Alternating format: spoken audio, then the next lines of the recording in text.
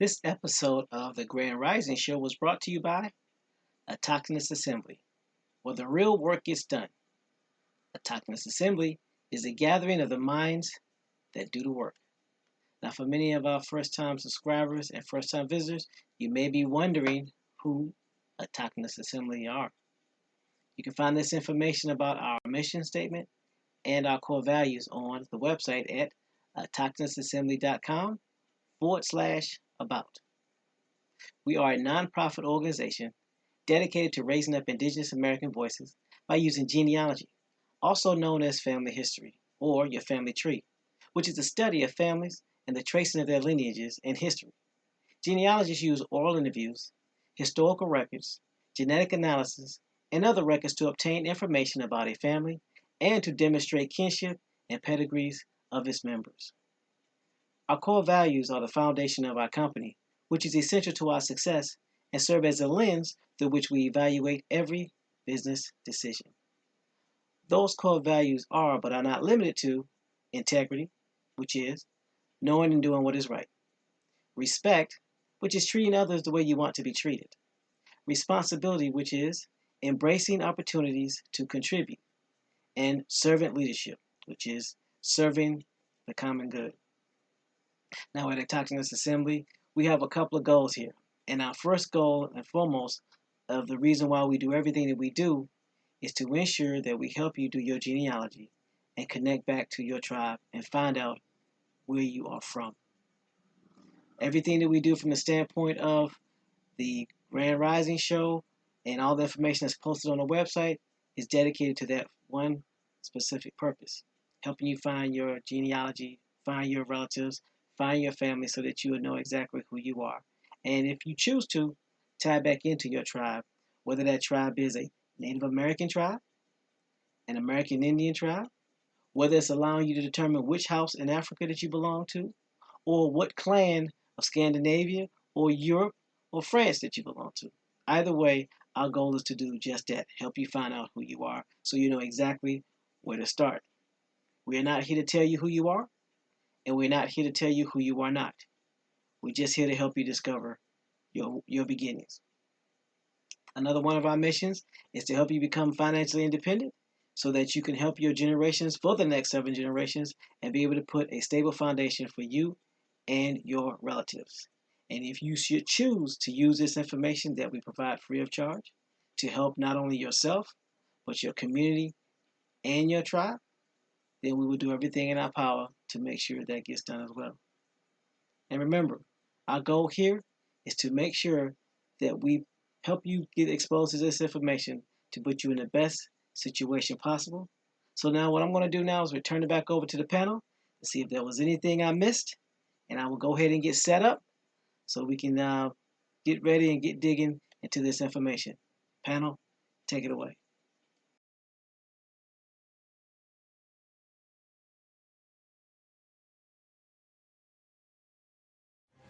Warning, warning, warning. Hard hats, pickaxe, shovels, boots required.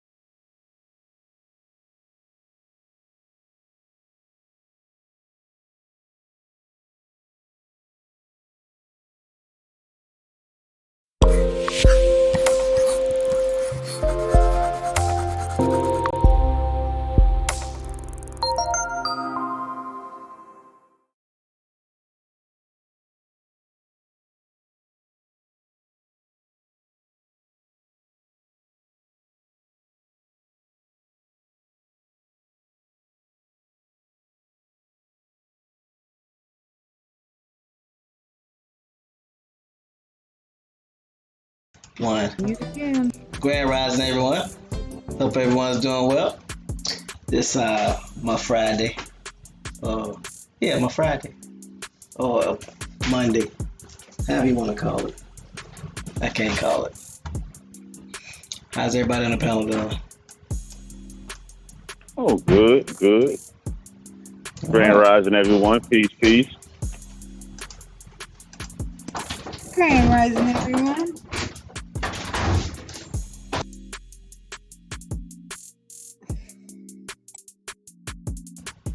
Alright, give me a second. Let's see.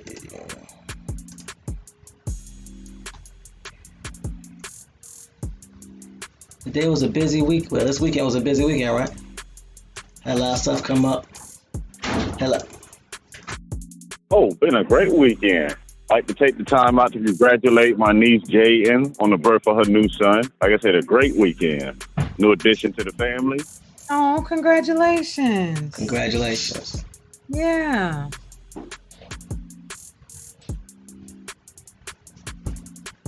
Cool. Anything else happened this weekend? Besides obvious. Most scammers being exposed.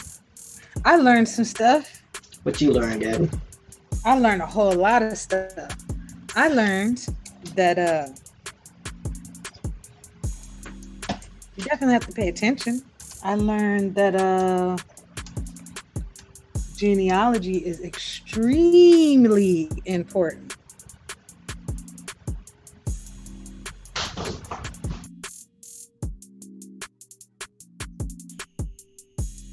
Oh, and I also learned that Africa, Ohio apparently is significant. And it's significant based off of what? The whole out of Africa theory. Okay. Yeah, there was some debates with some Pan-Africans this weekend. Oh no.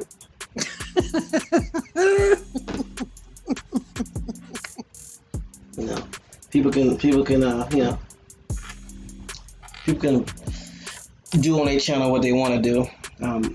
My personal opinion is that the infiltration of the Indian community was far more important than Pan-African debate. But hey, it's not my channel. It's not for me to say. But what that lets me know is what's really important to people.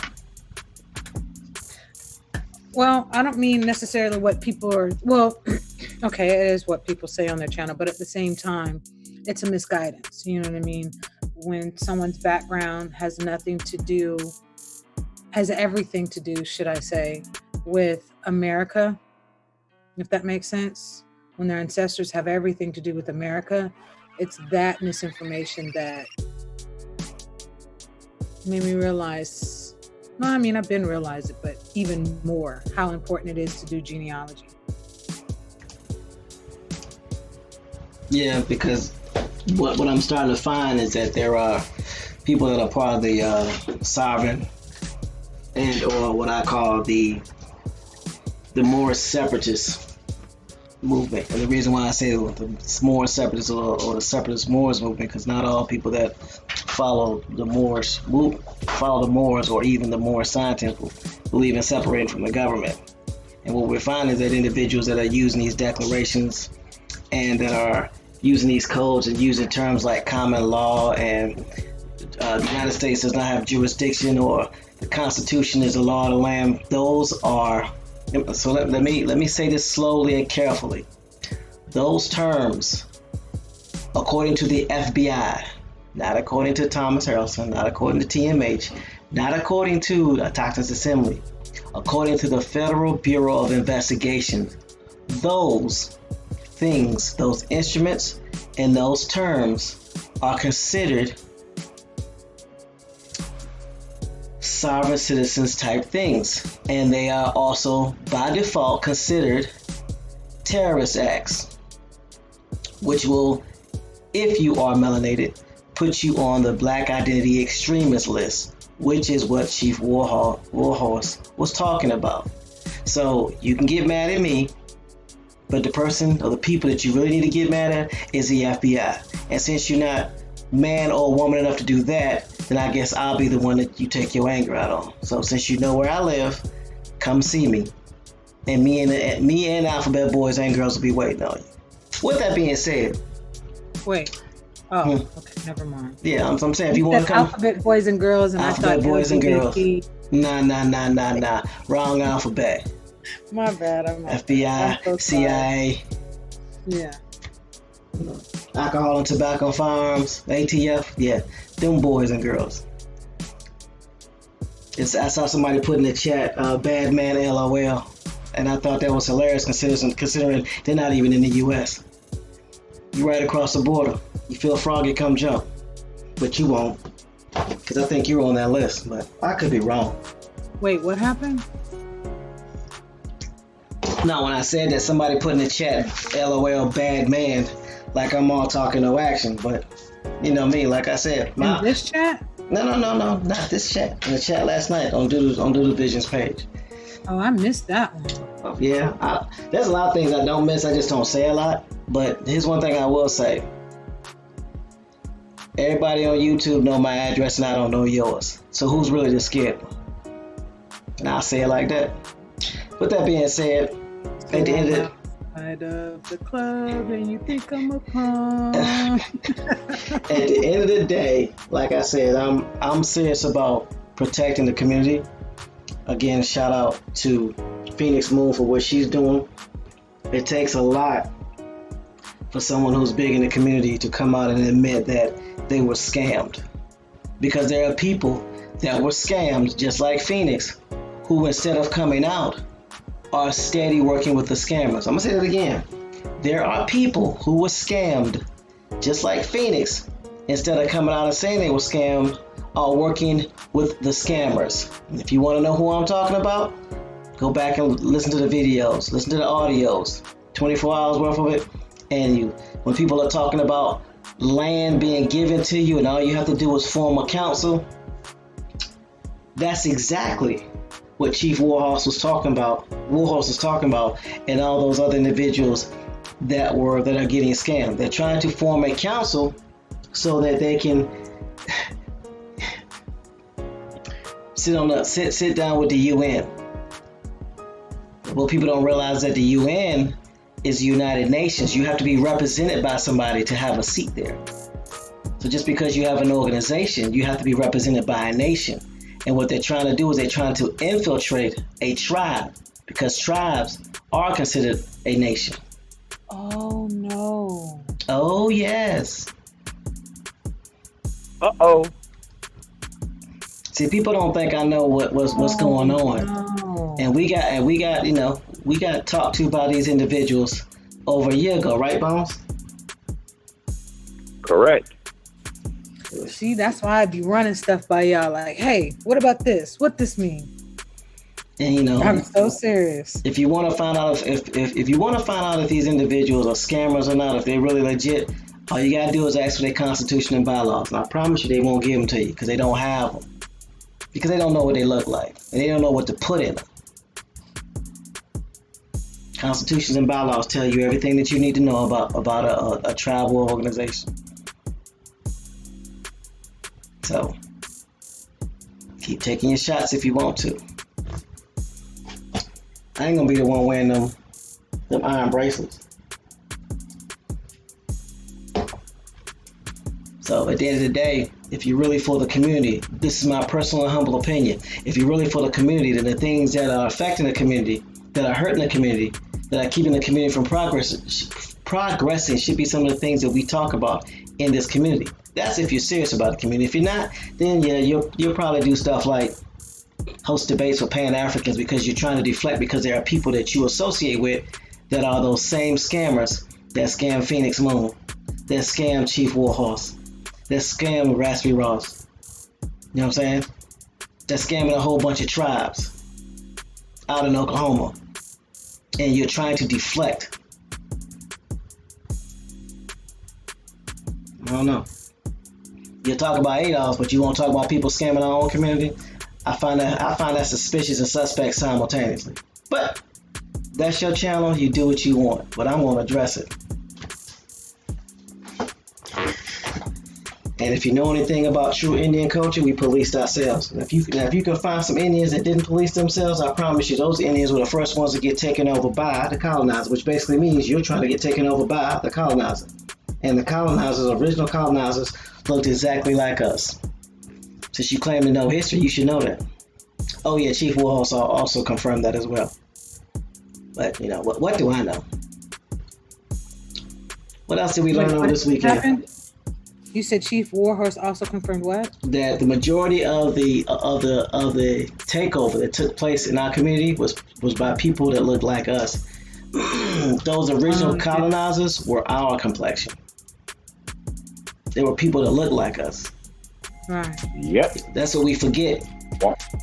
And it was not only confirmed by Chief Warhorse, but it's confirmed by Benjamin Franklin when he talks about the swarthy Germans.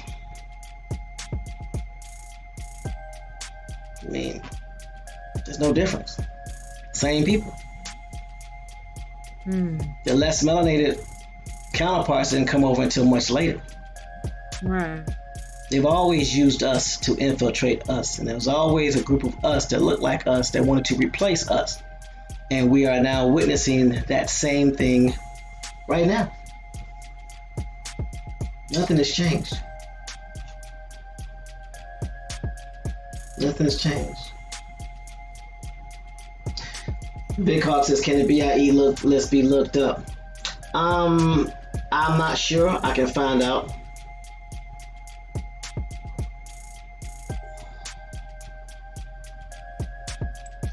So, yeah. He said BIE? Yeah, Black Identity Extremist List.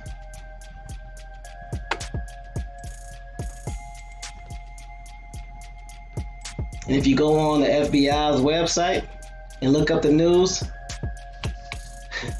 cyber citizens, you type in cyber citizen, you'll see a whole bunch of information on them. So people can call it propaganda if they want to. Fed time ain't nothing to play with.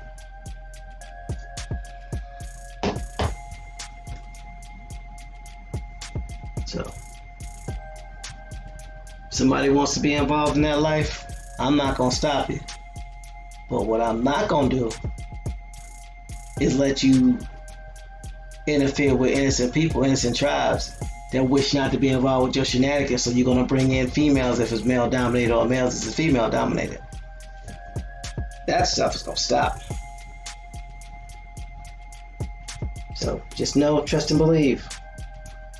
If I get wind of you, you can call me a snitch, you can call me whatever you want to, but you will be calling me collect from a cell phone inside a jail, inside of a payphone. They still got payphones in jail? I'm not sure. Anyway, because I'm telling. Can you hear me? I can hear you. I don't think I was supposed to be looking up that list. Why have your computer slow down? Man, I got logged out and logged back in Zoom. Well, all right. I don't want to look up stuff no more. Anything you wanna share, Bones?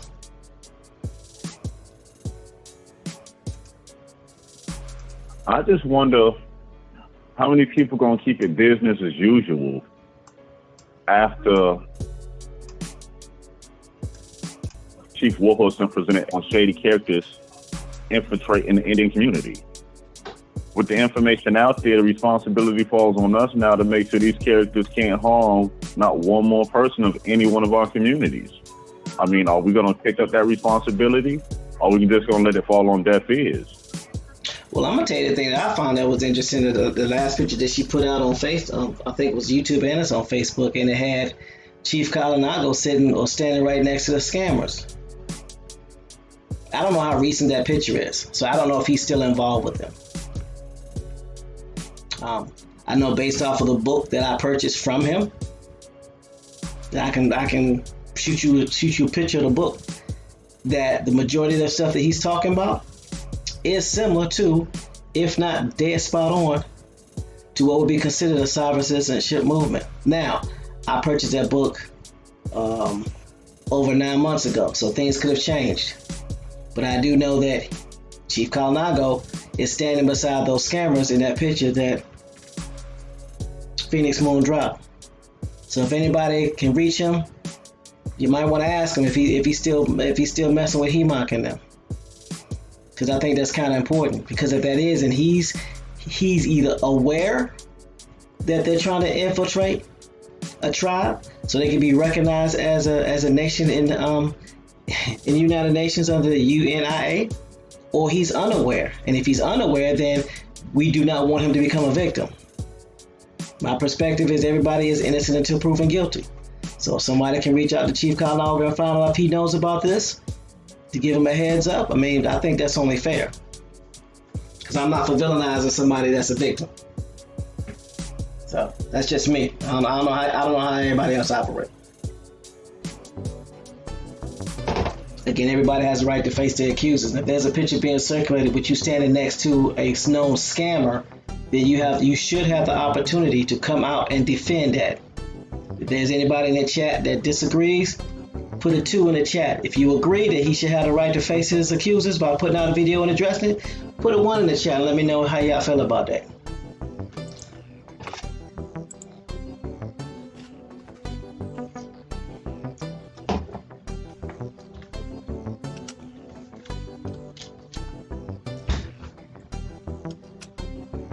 And I know some people actually, subscribe to this channel, so they, that might be a question that y'all ask. Because right now, it ain't looking good.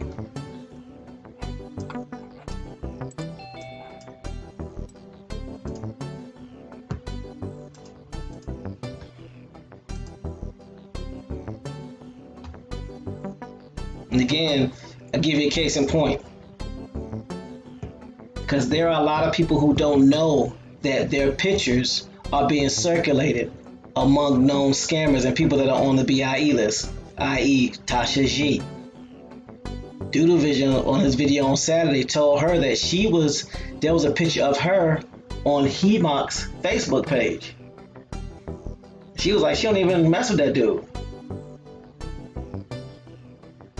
So if she didn't know that her page was on her picture was on his Facebook page, and someone that follows her channel sees her picture, what are they going to be thinking?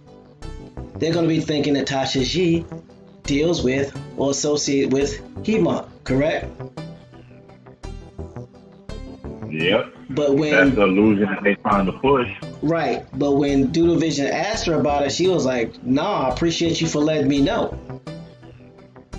So Doodle Vision could have made the assumption and assumed, like we all would have, that she was part of that, when in actuality, she wasn't. So she had a right to correct it. So I'm sure she's going to talk to him and get that removed.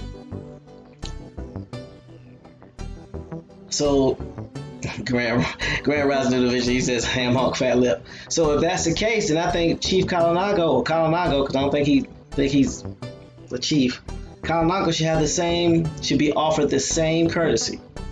So I'm not accusing him of being a scammer. What I am saying is there's a picture circulating that was dropped by Phoenix Moon. Again, shout out to Phoenix Moon for what she's doing, because she's exposing the scammers. There's a picture circulating of Kalanago with some individuals that are in fact on the BIE list and wanted and pretty much under investigation by the FBI. So with that being said, Kalanago has the right, and he should be afforded the opportunity to clear his name. That's all I'm saying. So, and if it were me and I knew him and I associated with him like that and I had a channel, he'd been one of the first people I called and be like, "Yo, bro, you know they got your picture up there with some scammers?" Okay, I wasn't able to pull necessarily a list, but I was able to pull what is the resurgence of the sovereign citizen movement list of recent sovereign citizen incidences by state. Yeah, go ahead and drop that in the link. So the reason why I'm saying all this is because, again, Calinago's picture is out there and circulating in YouTube, and he might not be aware because he's out doing stuff. One thing I will say about Calinago, he's out amongst the people. He's exposing the information. I may not agree with everything that he does and the way that he does it, but one thing I cannot say and will never be able to say is that he ain't in the community. So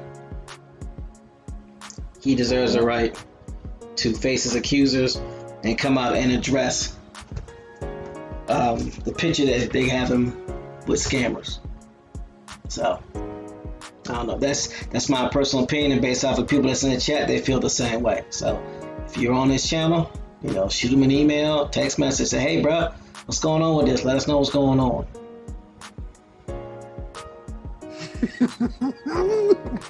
Why are you laughing? Oh, I'm off mute. I'm so sorry. Hold on. Okay, wait a minute.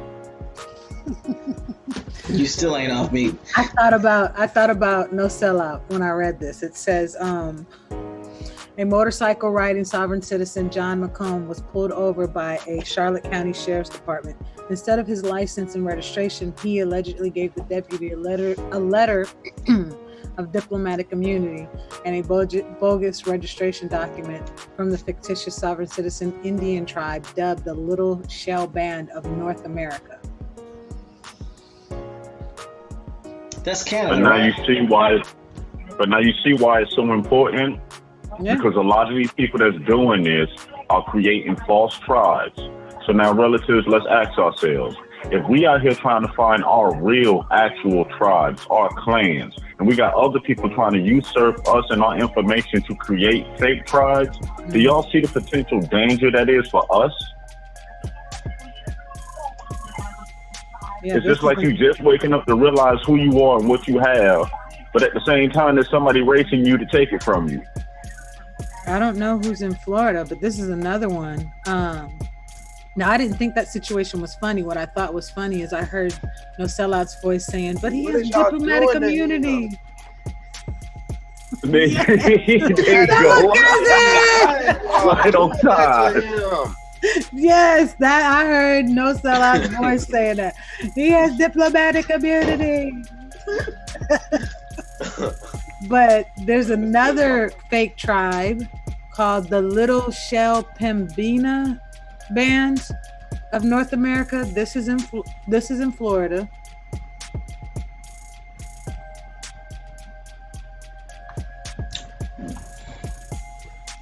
Dudovic said is a motorcycle gang a tribe? I mean, obviously not. This one had a badge. Already didn't that bicycle tribe get away with murder in Texas from that shootout? I don't know. Little Shop of Horrors Band. This one also in Florida. It says traffic stop for a bogus license plate sovereign citizen Steve Morrow allegedly claimed to be a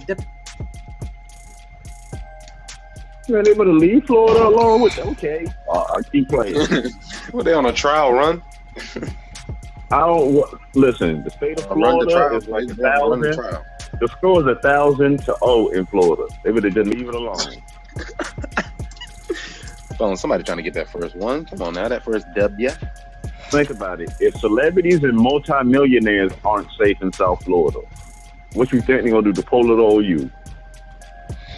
I don't know. Do they have diplomatic immunity? Man, they lock up everybody. You see what happened to Bobby Brown? Think about it. Celebrity go to South Florida, they go to jail. That's their resort, right? Don't be wanted. Yeah, don't be wanted to go there. No, that's the home of cops. Bad boys. Grand Rising Doodle Vision. Let's go ahead and give. Excuse me. Let's go ahead and give a shout out to the chat. Really, that's what we doing. Grand Rising and a shout out to the people who just registered and also to the new YouTube subscribers. We're still getting YouTube subscribers and we don't even go on YouTube anymore in the Rising. That's crazy. So thank you. Appreciate y'all. Shout out to y'all. Shout out to the people who continue to register for the page. I told y'all once we get 200 registrants, then we'll be able to make phone calls within our own global chat. So keep that in mind. Are we gonna be able to hang out? You're gonna be able to hang out. We gotta call it something else. No, I know. I'm just throwing that out there. That's what it is gonna be like now. We'll have our own verbal verbal communications in the global chat. How about that? Man, that sounds like 1995. And we gonna figure it out. And the charge is free 99. There is no charge. There is no PayPal subscription. There is no none of that. There is no none of that. That's not even correct grammar. But you know what? I don't care. Don't even access your phone permissions. Nope, don't need none of it. None of that. Now that won't be able to be said for us iPhone users. But if we want iPhone to offer the app, then we gotta acquiesce. It is what it is. We got an update on that before Friday for all the iPhone users. So I have it up on the website. All right. Big Hawk says I hit him up, I think. So you talking about Colorado, Big Hawk? Yeah, again, like I said, just because I don't agree with something you promote doesn't mean that you should not be given or afforded the same opportunity to clear your name, because I would want that opportunity. That's just me.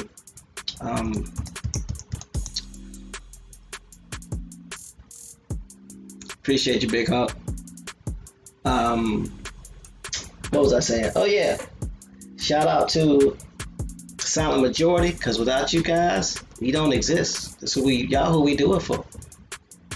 Thank you for, putting information into the forum, which you still have control of. Appreciate you for sending us emails and things of that nature. We have received email updates with people adding us to, or adding a Talkless Assembly to their YouTube. To their account.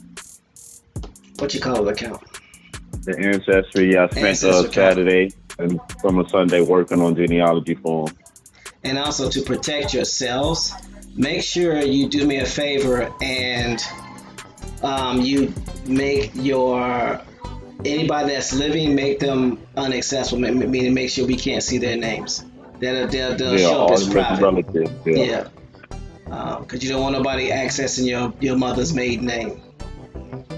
So you want to put that out there, because that's not what we're about. We're not about trying to access any of your personal information. We're just trying to help. So make sure you protect your living relatives that are on your genealogy site. And that's for anybody that's looking for help. Hold on for a second. I gotta mute right quick. So what you're saying is... No, but why are you doing that? No, Silas, you know what was interesting to me about both of the Chief Warhorse interviews so far? What done happened? You have all these people out here screaming and yelling ADRIP and UNDRIP. Right? But you can hear Warhorse say nothing about it, that it protects you in no way.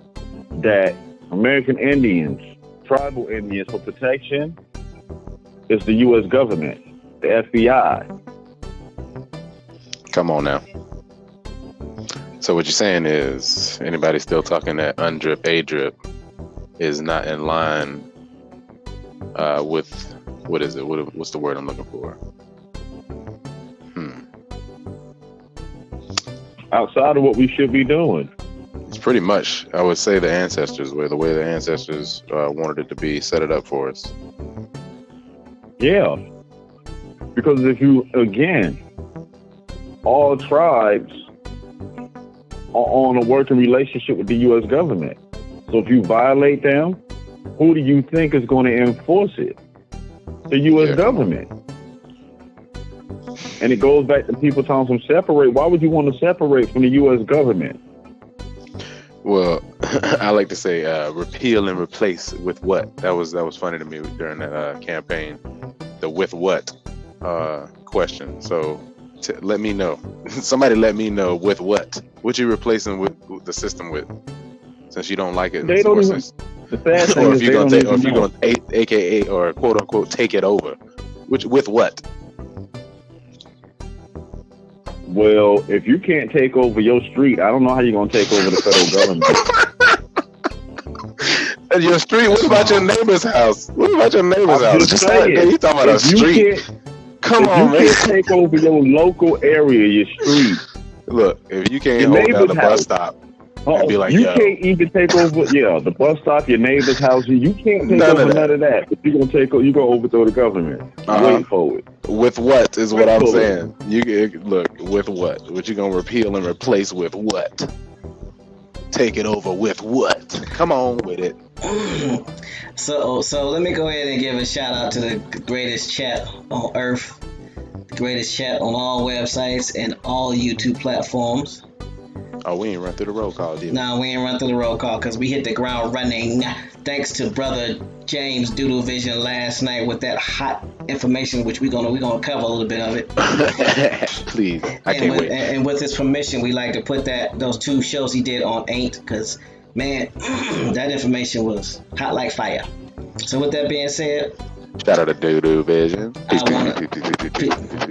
Okay, wipe off the Papa Stop, and while you doing it, I'm gonna give a shout out to Shout out to everybody. you too, TMA. Oh, and the repeat on the iPhone app, it should be by Friday. No later than Friday. It should be in the Apple Play Store. But as soon as it comes back in, we will send out a notification. So, Grand Put that on Rising, my iPad. you know what? I'm gonna mute you. What? I had a question. I'm sorry. I'm Gabby I'm Gabby this Rising. How y'all doing? Grand Rising, Gabby. You all over there silent. I'm just covering for you. You know. So for everybody who missed Doodoo's, and see now since I've been talking to Gabrielle, anytime I think of Doodoo, I think it's funny. She goes, he said doo-doo. Anyway. Yeah.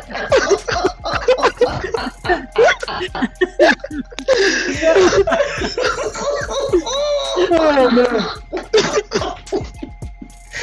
I can't Anyway. You weren't supposed to tell everybody that. You were Oh, he not did? supposed to Oh, we tell live? everybody that. Oh, we live?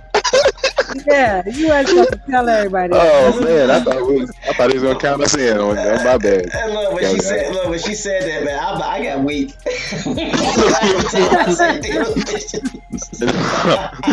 My knees actually wobble, y'all. You were not supposed to tell everybody that. My bad. We gonna hey Bones, you know what we need to do? I'm not here. You know when I say we, you know what I mean, you right. So what we need to do, we need to get a soundbite. It's doo-doo, baby. He said doo. Oh my god. You Gabster. Sorry, Gabby, sorry. So I mean, seriously, I just found out last night that whole Pan-African thing was like serious with relations with animals. some real monkey business, huh? Yeah, I didn't ever in my mind conceive that. Not never conceive that. You know, hey, it's all about monkeys goosing, but we gonna leave that alone. We I was gonna about to leave that say right goose.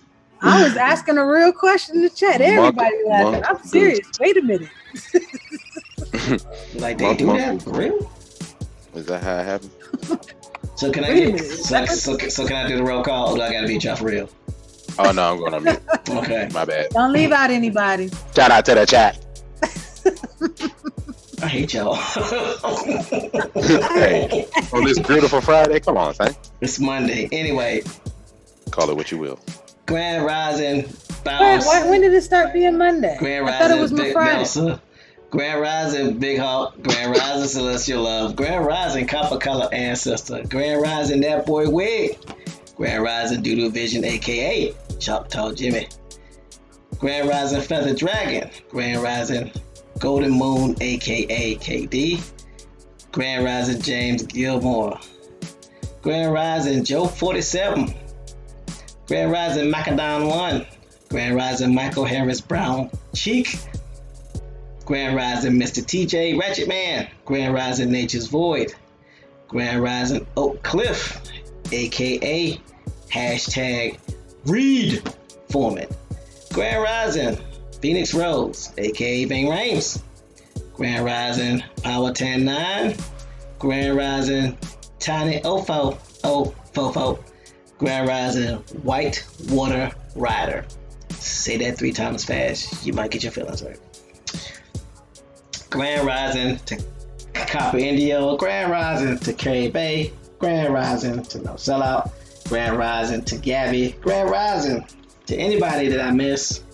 Shout out to LJ Free. Grand Rising to all those that support the Cochran's Assembly. Grand Rising to Danielle Jeffers and Dofa Degrees. Did I miss anybody? Gabby. Bounce. I said Grand Rising to Bone first. Nah. You missed David Carey. I said Carey.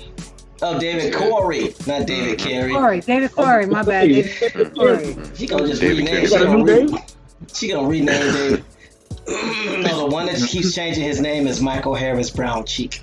So, not to be confused with David Corey. That's Corey Bay. AKA, he asked for the number, but he don't want it. I'm just saying.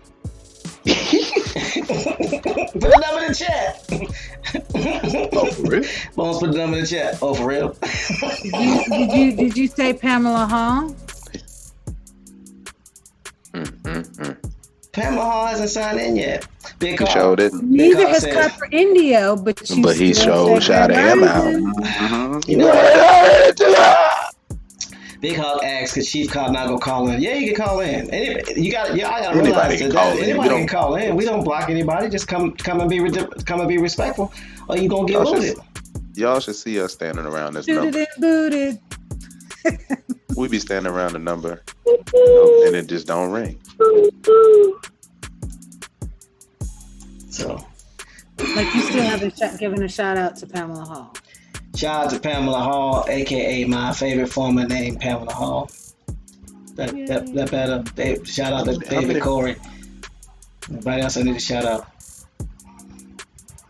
I don't know. I think you should do it all over again the right way. Joe 47 says, Gabby, teammate's gonna put you in ISS again. Yeah, she about to get suspended for real. Dang. It's gonna be ISM, in school muted. Doodle Vision says the way my phone is set up, I can't call. I can't.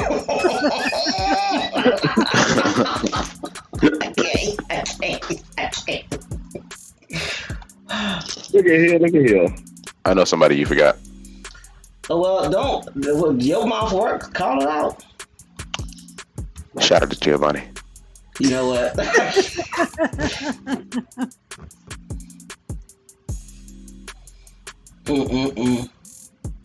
I'm sorry. Oh, I get it. And Brittany. On their back. Celestial Love says all y'all crazy. Celestial Love. You do realize when you say all y'all, that's every evening, every night. I tell them they crazy. I keep telling them. all inclusive. Make sure Celestial Love Crazy when you person say say that. crazy. Make sure you say that. When you say that, you look in the mirror, right? Like we in the same asylum. And he's almost like y'all crazy. You don't work here. Thanks, Big Hawk. Appreciate you. So, Big Hawk is gonna reach out to Big Hawk. Big Hawk is gonna reach out to Cognago. Sure. What? Why'd you raise your hand? No sellout. I thought you muted us earlier, so I was covering for Gabby again. Devil cousin, that's what I'm talking about. See, I figured she forgot to raise her hand, so I was like, yo, let me put my hand up for her. What's up with the skin tone on his hand, though? I ain't gonna lie. I was raising my hand a lot last night, TMH. You should have been looking out for Doodoo Vision. What was you doing? Ignoring my hand? Y'all do know you raising your hand in the chat, right? Huh? Oh, okay. Just a second. Well, TMH, since you got bones in, I'm going on mute. You didn't stick bones on me. I'm going on mute. Grand Rising EJ Coppertone. I ain't sick nobody. Bones is grown. Be about 12 feet tall. I'm just saying. 7 foot 13. He like 7 foot 13. Groans is bones.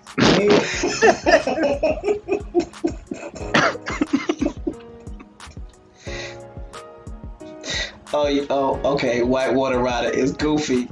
Blackwater Rapper says, I'm finally parked. I've been driving with a license, not traveling. Wow. Okay. Hey, is we gonna have to start saying that though? While y'all playing around, people getting confused, thinking you're supposed to not have one. I say get pulled It's over. my car. I bought it. I gotta pay taxes. I am driving with a license. I am not traveling. I am driving with a license, not traveling. I'm DWL. Mm-hmm. Y'all goofy.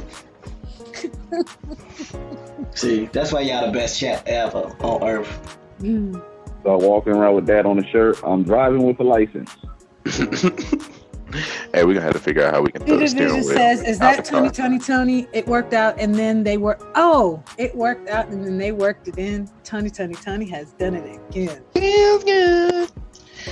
Yeah. Feels good.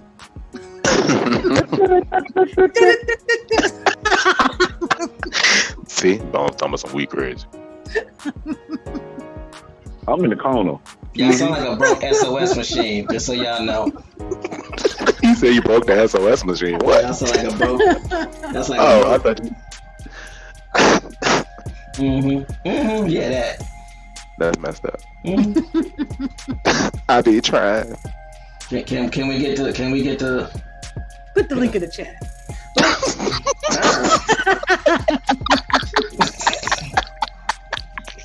Yes, ma'am. I won't play no more. Oh, No. Like everybody woke up on the goofy side this ride. Oh, man. The gangster side. She said, put a link in the chat. Look, he tried to cut off her fun. That's what it was. She's like, nah, I'm mad now. That's what happened. She knew it was coming too. It's like, put the link in the chat. You cut it off and all this mess. I don't know. Joe Flint Services boss hog. Handle it. I was going to stop us from having fun. We had fun. We passed our fun quota. It's 9:01. It's time to get some work done. Turn your turn. Okay.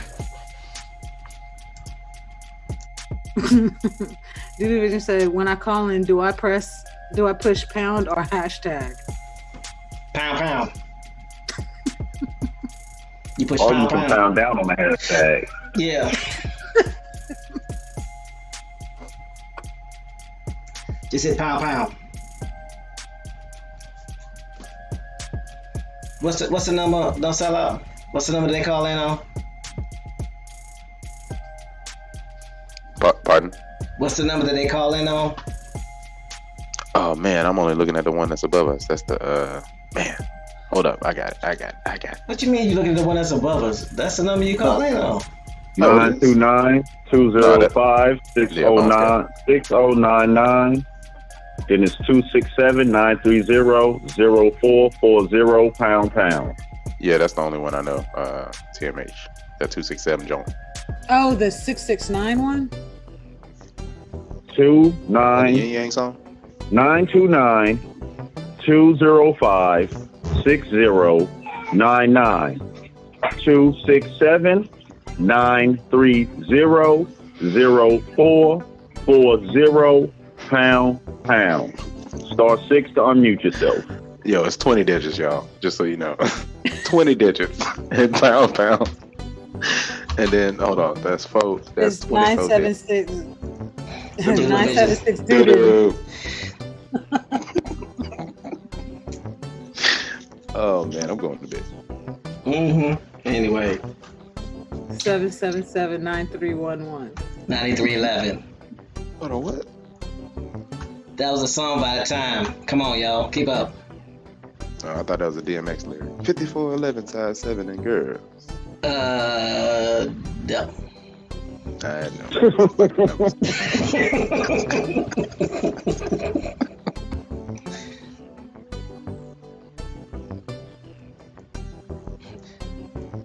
Go to Moon KD says, eyes free, babies are off. Okay. Alright, so I'm gonna go ahead and share my screen. I won't try to blow you off, Golden Moon. I just didn't know what you mean. So I want to make it more accurate than what it was, because you know me, when I don't get something, I don't get it. Ain't nobody fault but mine. Wait, we are at World War II, right? Yes, ma'am. We WWI. You sound like you heard. What? That's how they do it, ain't it? No. Yes. No. Yes. Today. No. Today. They do it today like that. Yes. Ouch. Got to be more careful. Did you just walk into the wall? Don't walk and read, folks. That? Yes, step away from the bookshelf. Grand Rising Pamela Hall, aka my favorite former name, Pamela Hall. Don't leave head level cabinets open and forget about them.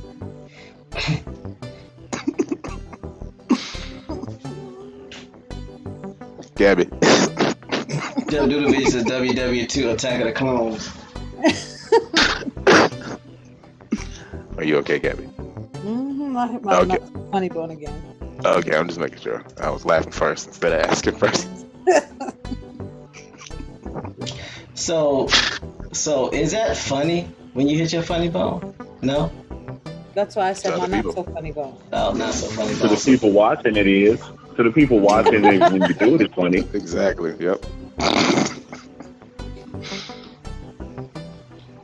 Yeah, it's a pain you just gotta accept, and you can't let it just doesn't go away right away. You just gotta Run it off. Damn, Run you it gotta off. dance- you Run gotta dance run it it out. off.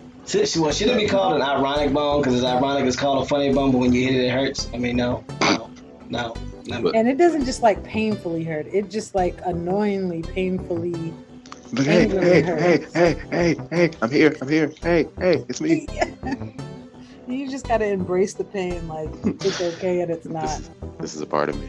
This is happening right now.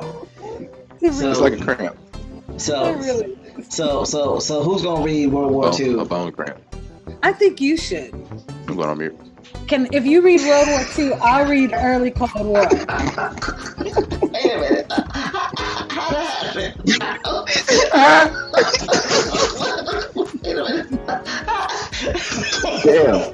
Look, when the tables If I see, turn, this is what I was thinking about. Because you telling me I'll go off on tangents, so I'll go off on, and I see a lot of links here.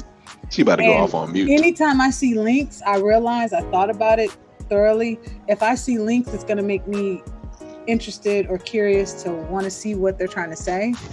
So I feel like since direction reflects leadership, you should read the first one and I'll read the second one. Well, who told y'all I was a leader? So Gabby is sitting at a spinny top table because the tables have turned. TMH.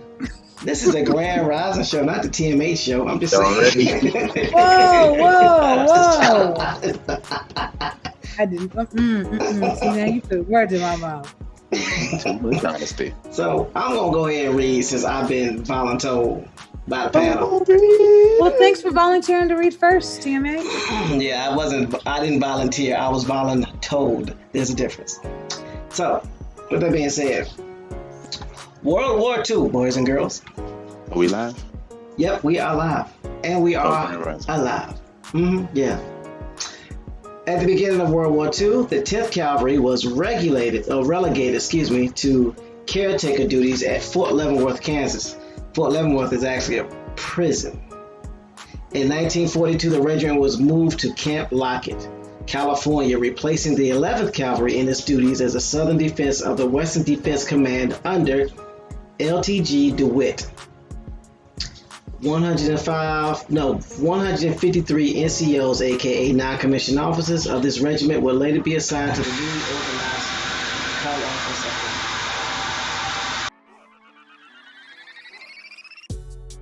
Is TMH sabotaging himself? I think so. Gabby, it's your turn. Okay. In 1942, the regiment was moved to Camp Lockett, California, replacing the 11th Cavalry in its duties as the Southern Defense of the Western Defense Command under LTG DeWitt. 153 NCOs of this regiment would later be assigned to the newly organized 28th Cavalry Regiment, forming its cadre and filling out the 4th Cavalry Brigade, which would remain in existence after the deactivation of the 2nd Cavalry Division and its subsequent reactivation. In the summer of 1943, the 10th and the 28th Cavalry Regiments fought wildfires in the Cleveland National Forest. Okay. In 1944, the entire 2nd Cavalry Division was shipped out to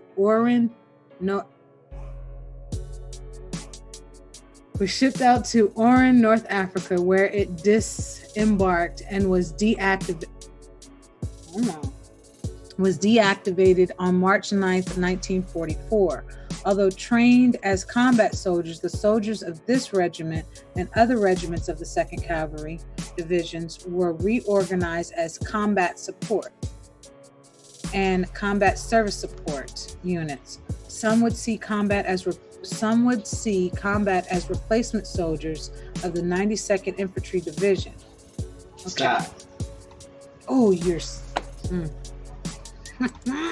You What? get it, double cousin. What happened? What happened? He got himself a spinny top table.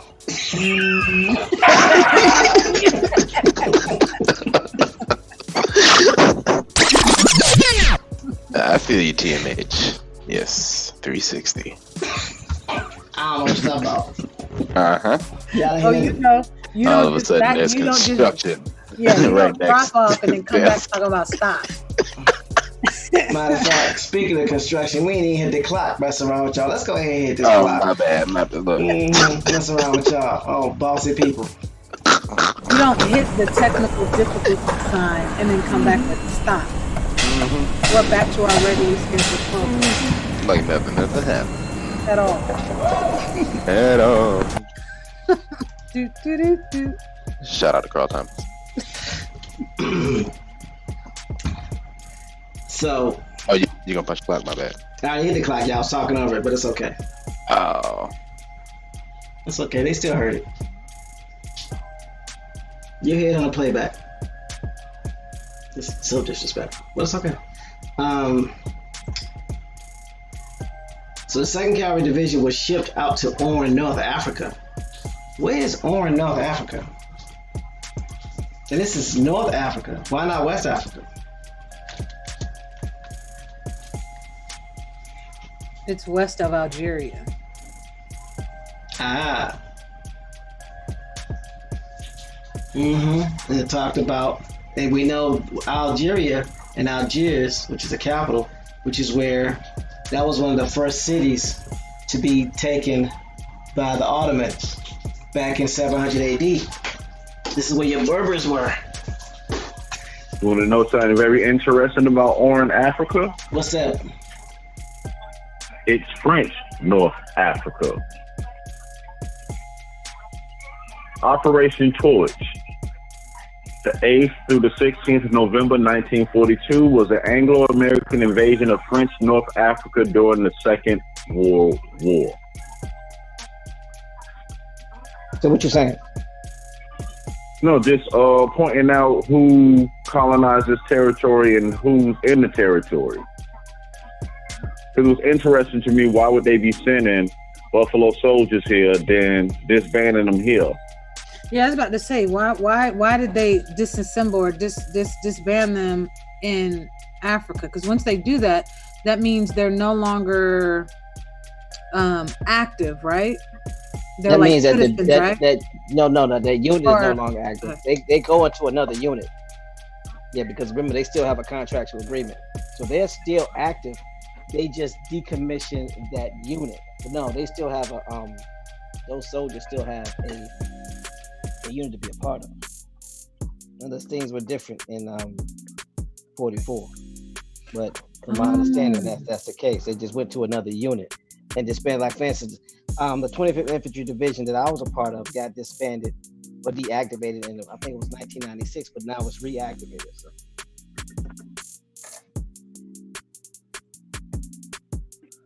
Oh, so okay. It went from Muslim Iberia to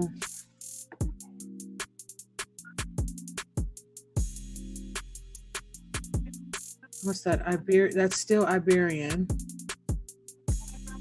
Yeah, at this time, it was under the occupation of France, Germany, and Italian. Yeah, I'm just looking how that place went from Iberian rule to Spanish rule to Ottoman rule, then Turk rule, then Ottoman rule again, and then French rule. If that makes sense. Yeah, because you have to remember the Ottomans and the French were allied.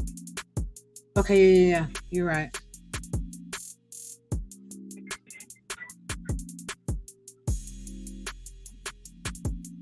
Also remember the Turks are also the Ottomans as well.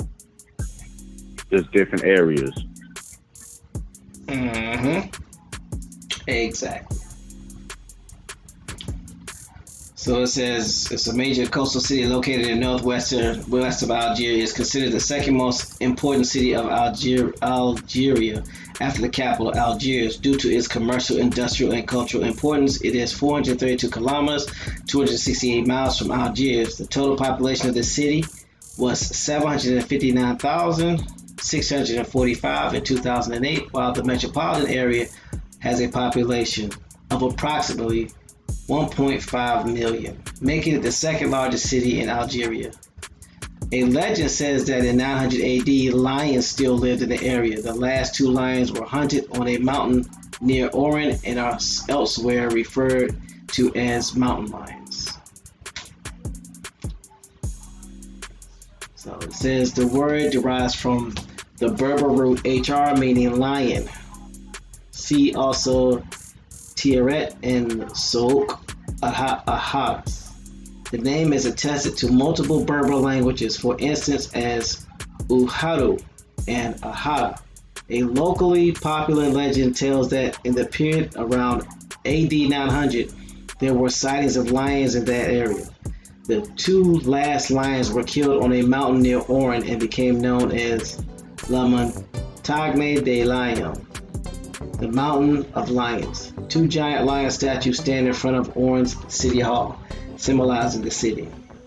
So this doesn't prove that this part of Africa, what is known as Africa, had a heavy Berber influence.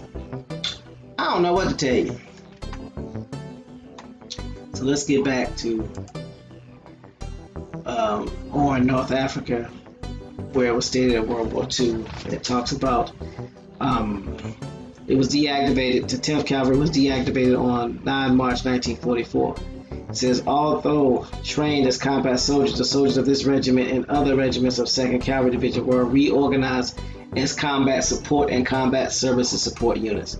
So they deactivated the 10th, and then they turned them or reorganized them into combat support and combat service support units. Some will see combat as replacement soldiers of the 92nd Infantry Division. So some of them got moved to 92nd Infantry Division. Some of them were moved over or retrained or reclassified as combat and combat support. So hopefully that answers your question, Gabby, with a reference to what happens when a regiment gets decommissioned. See? No? Maybe? You talking about in a place? Yeah, or period. Right, but doesn't that, excuse me, doesn't that take time? I guess what my question would be is, they go to Oran, North Africa, and they are deactivated, right? Mm-hmm. They're deactivated because at this point this is 44, so at this point they're the 2nd Cavalry Division, right? Yeah. Okay, so at this point they're the 2nd Cavalry Division. They go to Oran, North Africa. They get deactivated, and it doesn't say the time frame, or doesn't give the time frame that it took to reorganize them and split them into two groups: combat support and combat service support. You get what I'm saying? Well, because this is during the war, I don't think they had time to go through a formal transfer. And it's easy to do it. It's easy to do it during war because you just stick them somewhere and they just support, and you get OJT. No difference than when you had soldiers being drafted in Nam, and their basic training was cut short.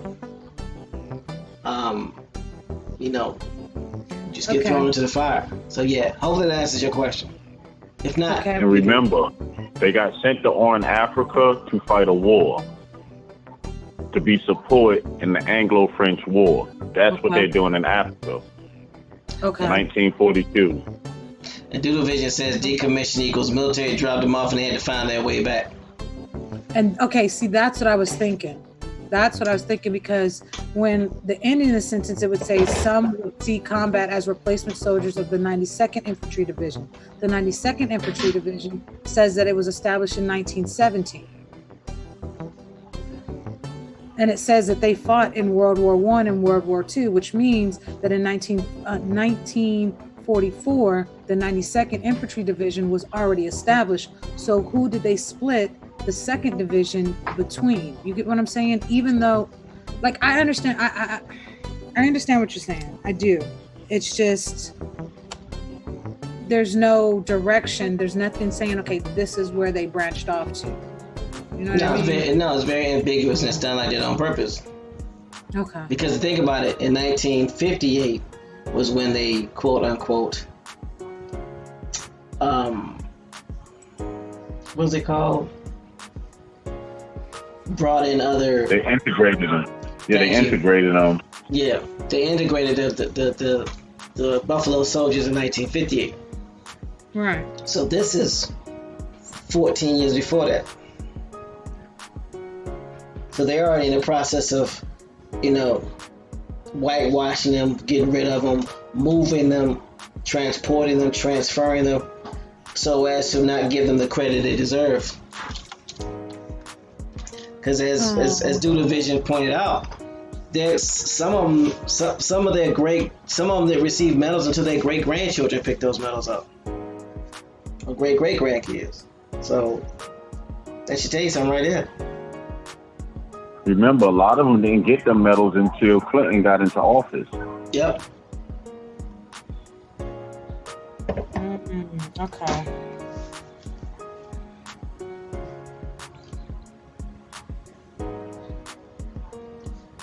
Hold on. This says the 97th 2nd Infantry Division was a segregated infantry division of the United States Army that served both World War I and World War II. The division was organized in 1917 after the U.S. entry in World War I at Camp Funston, Kansas, with African American soldiers from all states. In 1918, before leaving for France, the American Buffalo was selected as the divisional insignia due to the Buffalo Soldiers nickname given to African American cavalrymen by Native Americans in the 19th century. The Buffalo Soldiers divisional nickname was inherited from the 366th Infantry of the first units of the division organized. So basically what they're telling you, and this is what I'm saying, and James, you can please chime in. The Buffalo Soldiers divisions were bigger than what they really want to tell us. Yeah, 366. Well, okay. You know what? I'm not even going to play like I know military units. They have a lot more units than what they're telling us. I mean, let's look at it realistically. The Buffalo Soldiers is the military, because you got foreigners coming over. The one thing we know, these immigrants wasn't coming over joining the military, and the military was already active before these people started coming in the 1820s. Right. So who were the soldiers? We were. Where did these soldiers come from? Right. We have always been the military. Policing our own since day one, either for ourselves or for the colonizer. This is interesting. This says the 366th Infantry Regiment was an African-American segregated unit of the United States Army that served with distinction in both World War I and World War II. The unit was one of the exceptional Negro units with all its own officers and personnel. The U.S. military did not desegregate until after World War II, and in most of the segregated units, all field grade and most of the company grade officers were white. During World War II, the unit saw combat in Italy as part of the 92nd Infantry Division, which they were 92nd Infantry Division colored 5th Army. 5th Army is a formation of the United States Army, an Army service component, commands subordinate to United States Northern Command. Our North is the Joint Force. Gabby, you do realize you didn't went off on tangents. I don't know where you at. It's just treated as the military is the Buffalo Soldiers, and all they're doing is moving them around and giving them new names, putting them with new branches, but it's the same people. Yeah, because this is more than just 300 and something odd people. This is that. All these units that they're talking about, these are thousands.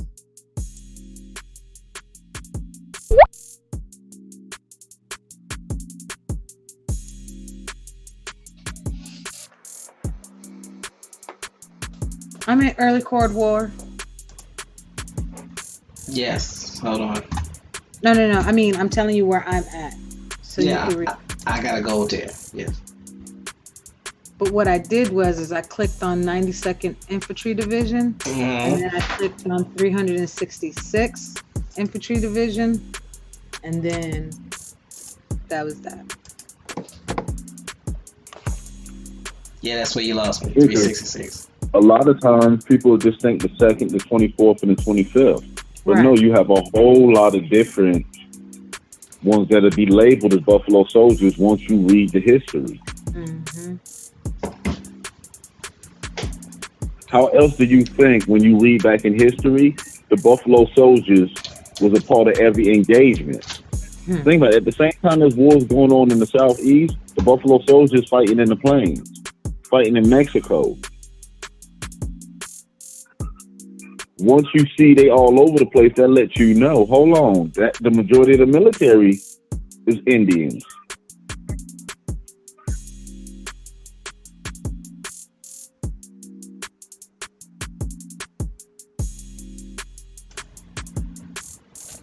David Corey says Bass reads.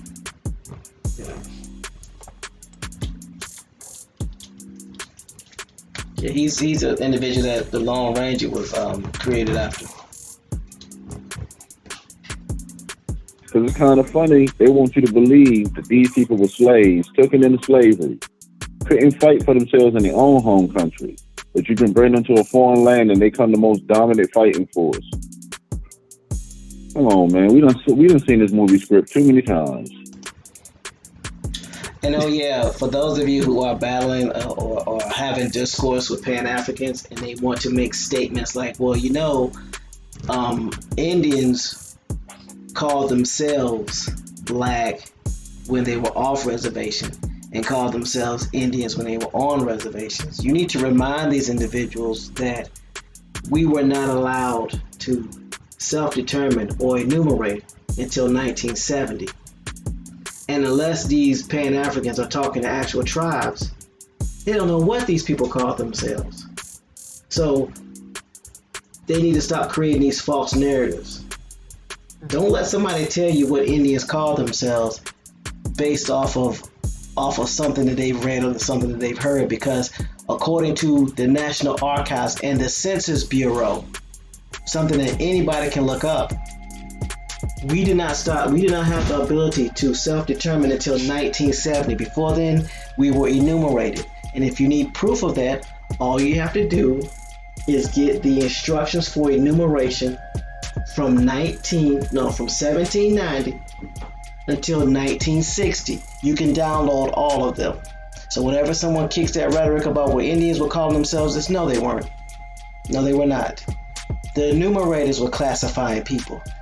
we weren't allowed to classify or talk about who we were until 1970.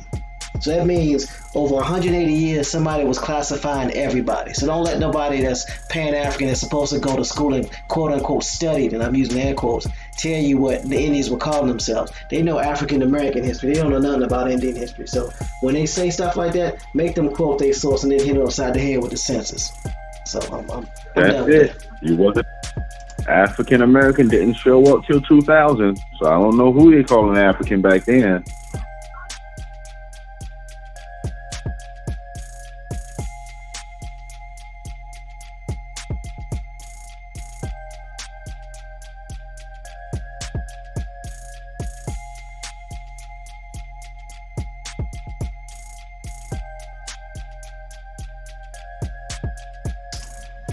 All right.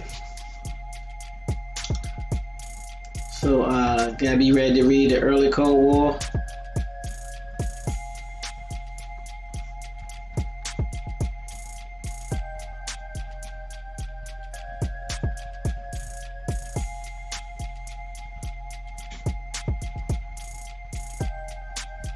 No?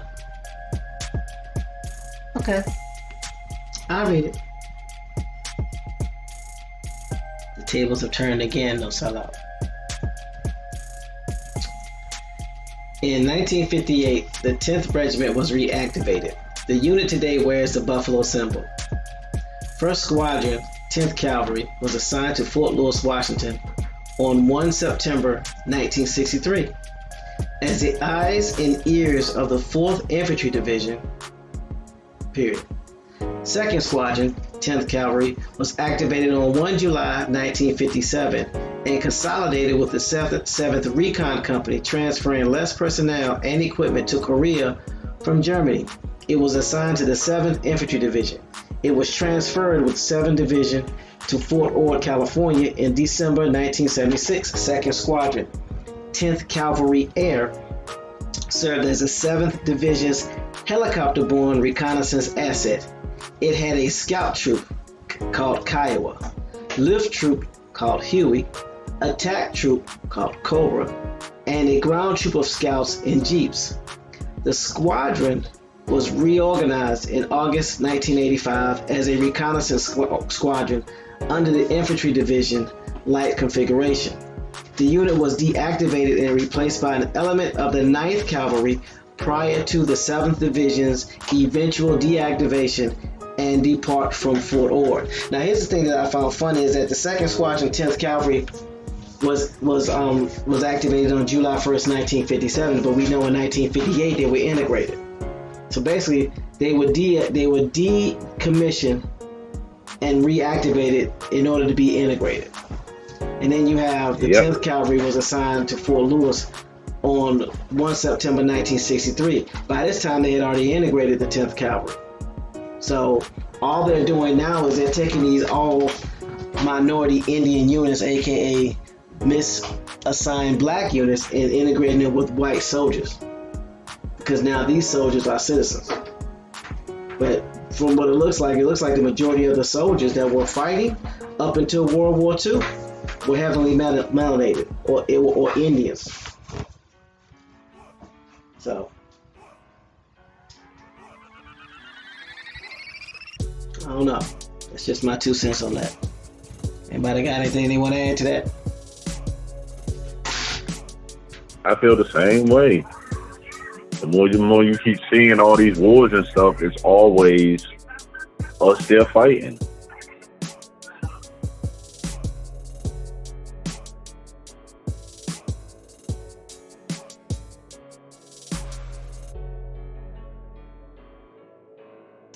David Corey acting up. Gabrielle, are you reading the chat? That's for you. So we're starting to see the desegregation or the lightening or whitening or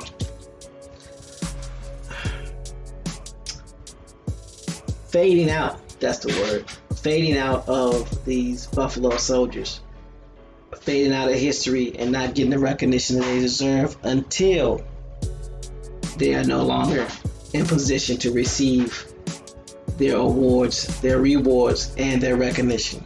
Like you said, Bones, these men and women did not get their recognition until Clinton was in office. And Clinton was in office in between, what, 92?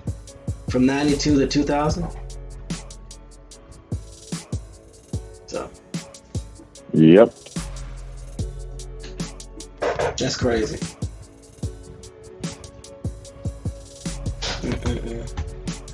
Anybody got anything they want to add to that?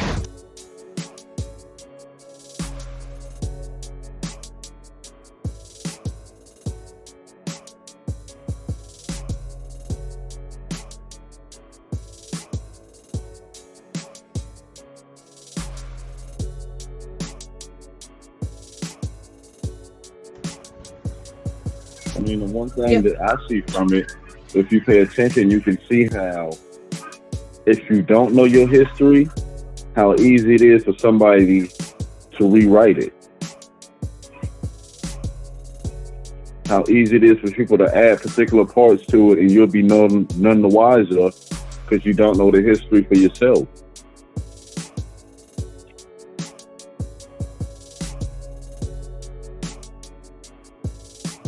Sorry, my computer was moving slow.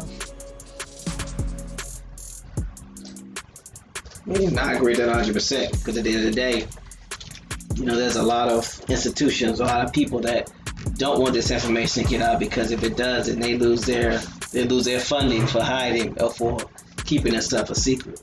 So it's going to be very interesting to see how this stuff plays out after the 2020 census is done and taken care of.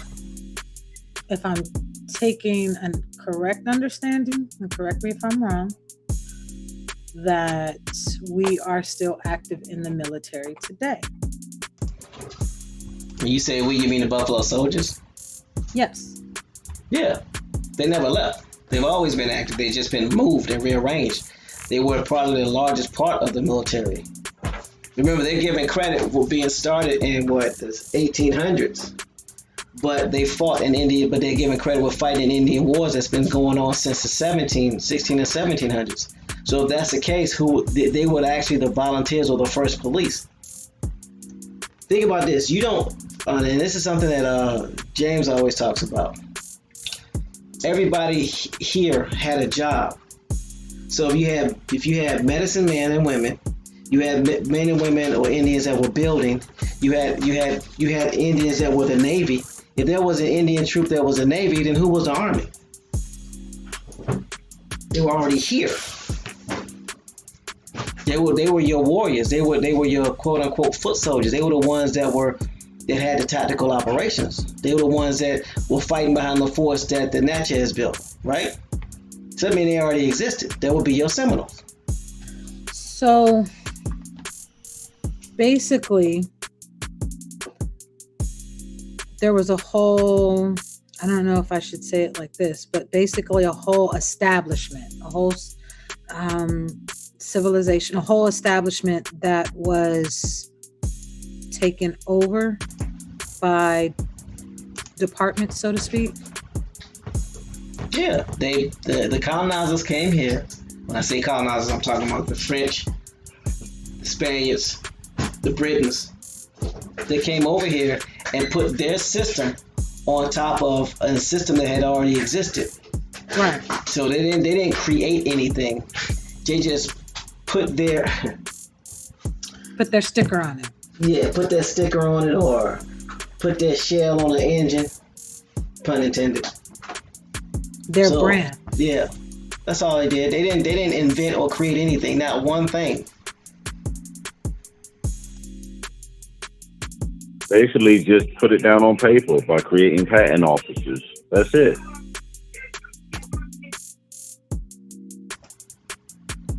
Yeah, because if you're dealing with people that don't claim ownership of anything, it's easy to come over and take and say you own something because that's not something that they operate. That's not their belief system. That's not how they operate. So if they don't own anything and then you come over and claiming stuff like it's yours, they looking at you like, what are you talking about? So then there is nothing to really take. It's all paperwork. And that's what people don't understand. Everything that they did, they beat us by paperwork. They didn't beat us by fighting. Because you name. When was the last time there was a heavyweight, a European heavyweight champion? I'll wait.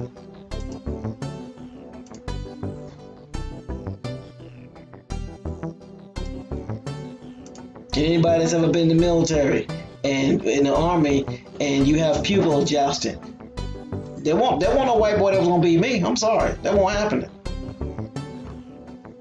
So what I'm saying is, you can't expect us to fall for this narrative that they came over here and we just laid down, or we just got beat down, or somebody took a belt or a whip and started whipping up on people. Nah, homie, you better start reading those archives and realize that it took us to beat us. Ain't no European coming over here and whooping on us. Why is it that you think every sport that we participate in, we dominate? If they were so advanced, they were doing so well, then why don't they control anything now physically? Especially with modern technology. So we got to get out of this mindset that we were enslaved or that we were taken over, because that's just BS. Remember, every HBCU that was ever created was created by a colonizer. And they started out as Indian schools. So what was the purpose of those HBCUs? To indoctrinate. Then you have the fraternities. Yep. What were those fraternities for?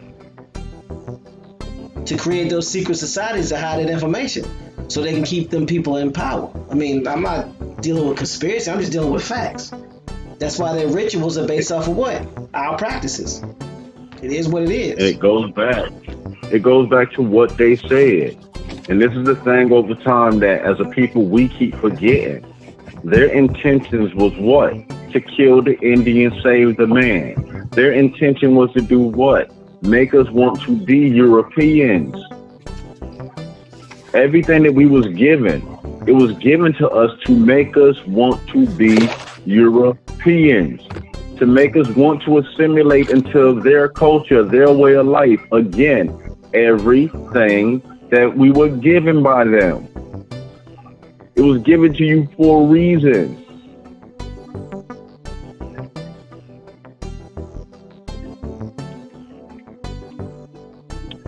Indian agents become superintendents over education. So what do you think they're enforcing you to learn? If the Indian agent job was to get you to walk away from your Indian culture and pick up a European culture, and later on they became known as superintendents and they over schools, wouldn't the mission stay the same? Just the title changed?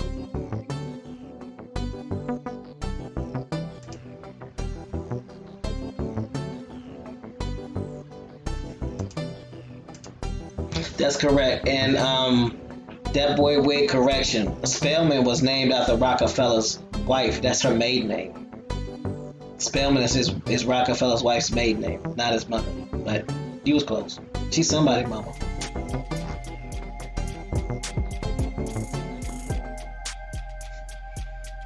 Michael Don Juan says it's an engine, not a Negropean. Yeah, but when you remember that and you apply that to when you look at the conditions, it should easily make sense to you. Again, you must remember what the intention was. Don't get caught up in all the media, all the hype, all the entertainment, all the stuff that's bombarded to us. It's bombarded to us for a reason. It's designed to do one thing: make us walk away from our culture. Can't nobody take who you are away from you. But guess what? You can turn your back on yourself. Again, can't nobody ever take away who you are. That can't be taken. You got to give that away. So they made sure they came up with different programs and distractions to encourage us to give it away. To the point we rather fight for everybody else. We're not even fighting to protect who we are.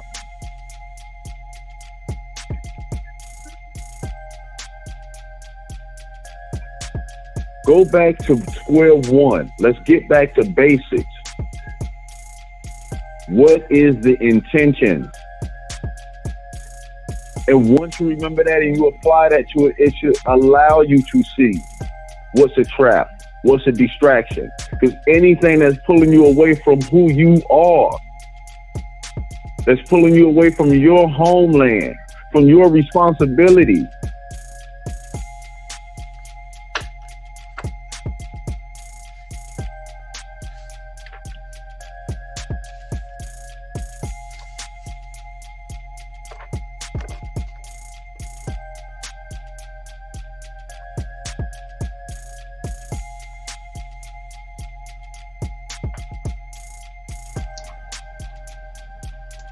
So here's my question. This is a serious question. So you look at what has been happening to our ancestors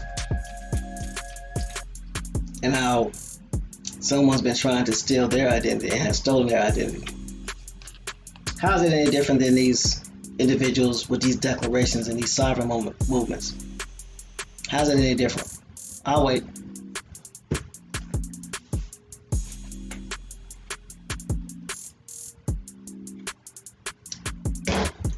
There is no difference.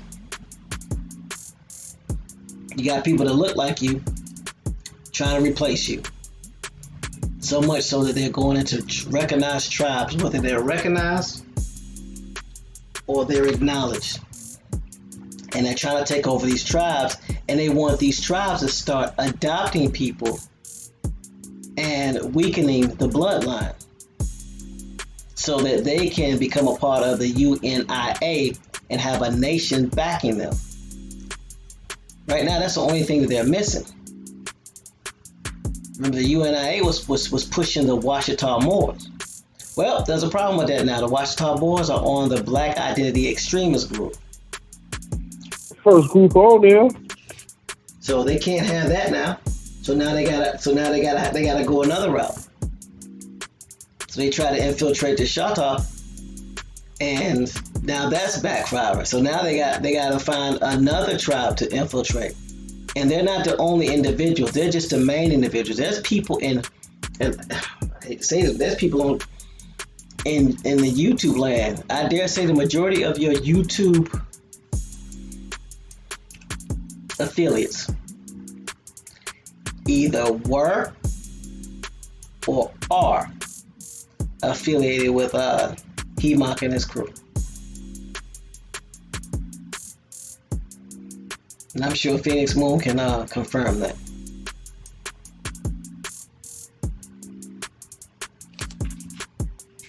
And for those of you that have been around for a while, you remember some of the scams that were going on. $10,000 coming up missing because of hydroponics and things of that nature. Groups breaking up and things of that nature. Because of scams and schemes and people pointing the fingers at one another, but they're still in the community though. And then you got the neutral people. I'm all about the information. Well, if you're all about the information, scamming people and hurting the community, isn't that information that needs to be pointed out so people don't get scammed and hurt? What about that information? Oh, but we don't want to talk about that. Why? Because the people that you're affiliated with are scammers, and they on the Black Identity Extremist list. But you still want to be cool with everybody. Call me the police. Yep, call me the police, call me the FBI, call me the CIA. You can call me what you want to call me, but like I said, you keep doing what you're doing, you're going to be calling your family collect from a payphone in prison. So you can call me what you want to call me, but like I said, let me find out. Let me get some information, because you know how I do. I don't play. I'll hunt you down. So if you know like I know, stay away from the people. Because if not, you'd be begging for conjugal visits.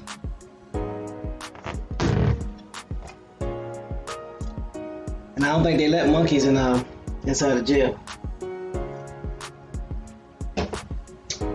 And the thing that should unite us in this is that not only are they trying to usurp our identity, not only are they using us for their personal agenda, they went after one of our elders one of our chiefs. If that don't make you realize how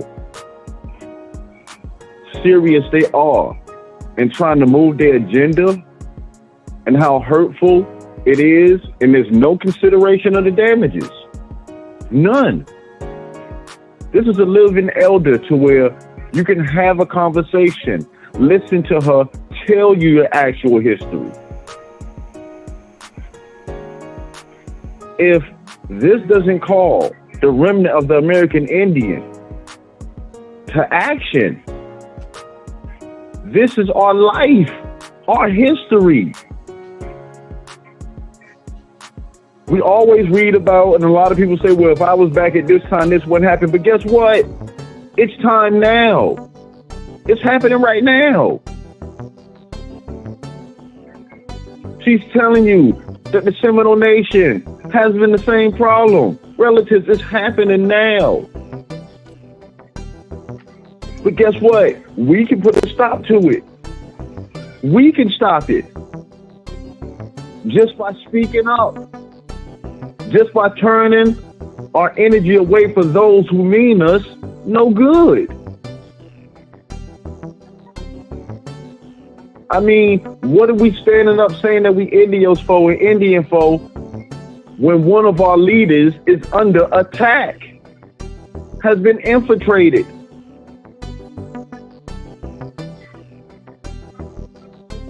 We should be up in arms. Just imagine if they would have succeeded. Just imagine. You think it's hard now.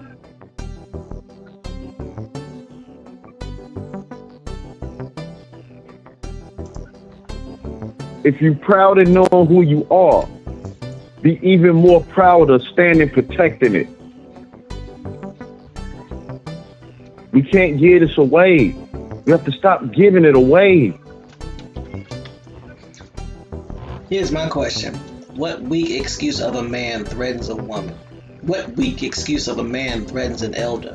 What weak excuse of a man knows it's happening and still allows it? What weak excuse of a man knows it's happening and still associated with the people that do that? And then you under the guise of, well, that's the past, that's history. Or, I'm just here for the information. Question is, what information are you here for? Because obviously it's not for the truth. Talking about something. Y'all think y'all the police. Like I told you, you might as well call me the FBI, because if I ever find out, if I ever get any proof on you, I'm escorting them to your door. I promise you that. So you can call me whatever you want to call me. You can call me whatever name you want to call me. Because I'm telling you right now, if I find out and I got proof, I'm turning it in. All of it. Every last bit of it. So you better hope I don't find something on you. Because I ain't like the rest of these YouTubers that's scared to do something. Like I said, shout out to Phoenix Moon, because she was the one that brought this information. And if there's anything I can do to help her, she can reach out to me. And any resources I have, she got access to them. Y'all better hope I don't find out nothing. Because if I do, everybody gonna know. And there ain't gonna be a spot in the United States or otherwise that you can run it. And just for those who think they know law, just for those that think they know law, you can be extradited once you're on the FBI list. They will come get you, sovereign or not. So, you want to be a man, you want to be a wild Indian, you want to claim all this stuff. Well, we'll see how much of a man you are. Ain't nobody gonna be able to bail you out of this one. Something to think about. You got time to fix it. If not, clink clink.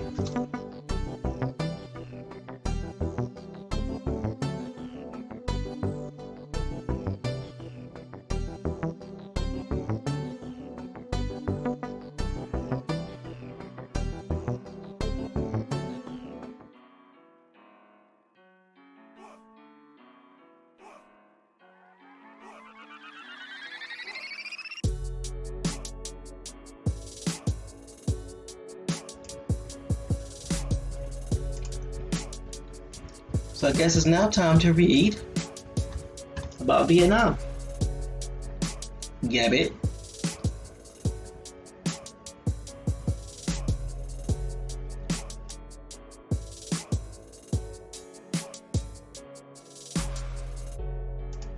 No?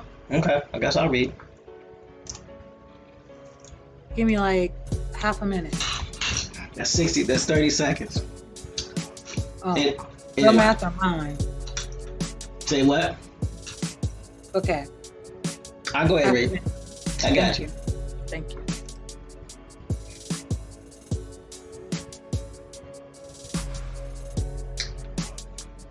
Vietnam. In the latter part of 1966, the 1st Squadron, 10th Cavalry Armored Reconnaissance went to Republic of South Vietnam during the Vietnam War, which lasted from 1966 to 1972. Operating in the 2nd Corps area as part of the 4th Infantry Division, it received its first Valerius Unit Award in May 1969 for actions of LZ Oasis against a battalion-sized enemy force. Stop. Did y'all see that? Did y'all hear that? Rewind.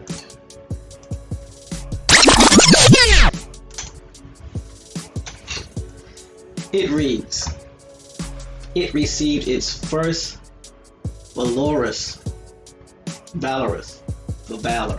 Unit Award in May 1969. The 10th Cavalry received its first Valorous Award in 1969. This unit had been in existence since the 1800s and it received its first Valorous Awards until 1969.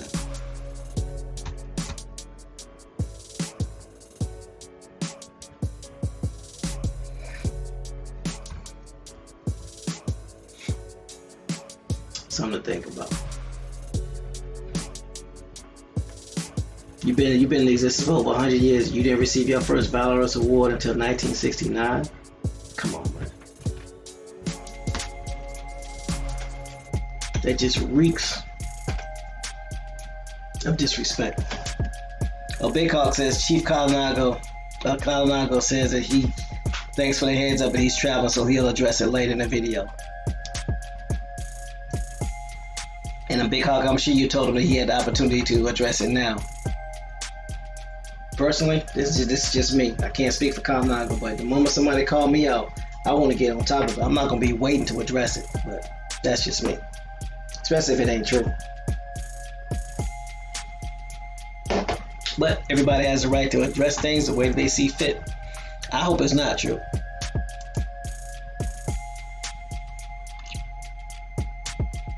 Thanks for that, Big Hawk. Appreciate you, bro.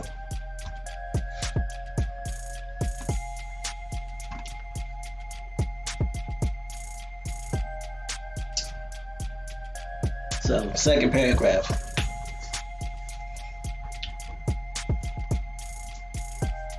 In April 1972, Troop H, 10th Air Cavalry, was formed, with access from the disbanding from Troop C, 7th Squadron, the 17th Cavalry Regiment. Y'all notice all these regiments are being disbanded, and if anything, they are remnants of the original Buffalo Soldiers. If you think about it, all your cavalry regiments were Buffalo Soldier regiments. There would have been all of your, basically, transportation units. Because before there was horse and buggy, there was what? Horses. Something to think about. So, with that being said,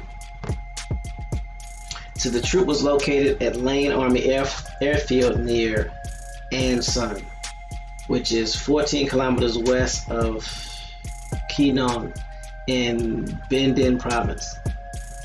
H Troop air crews conducted aerial reconnaissance, hunter-killer, and search and destroy missions using OH-6 KU's Loke or AH-1 Cobra Snake and UH-1 Iroquois Huey helicopters and ground troops from the the Republic of Korea's 2nd Infantry Division and the various South Vietnamese army units. The unit disbanded shortly after the Paris Peace Accords were signed in 1973. Here's a question. Why is the peace treaty between United States and Vietnam being signed in Paris? Let me look that up. The Paris Peace Accords.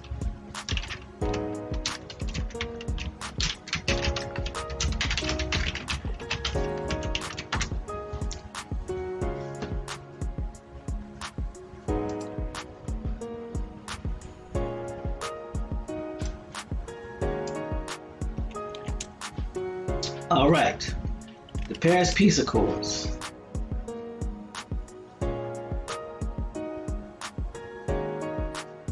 It's officially titled the Agreement of Ending the War and Restoring Peace in Vietnam.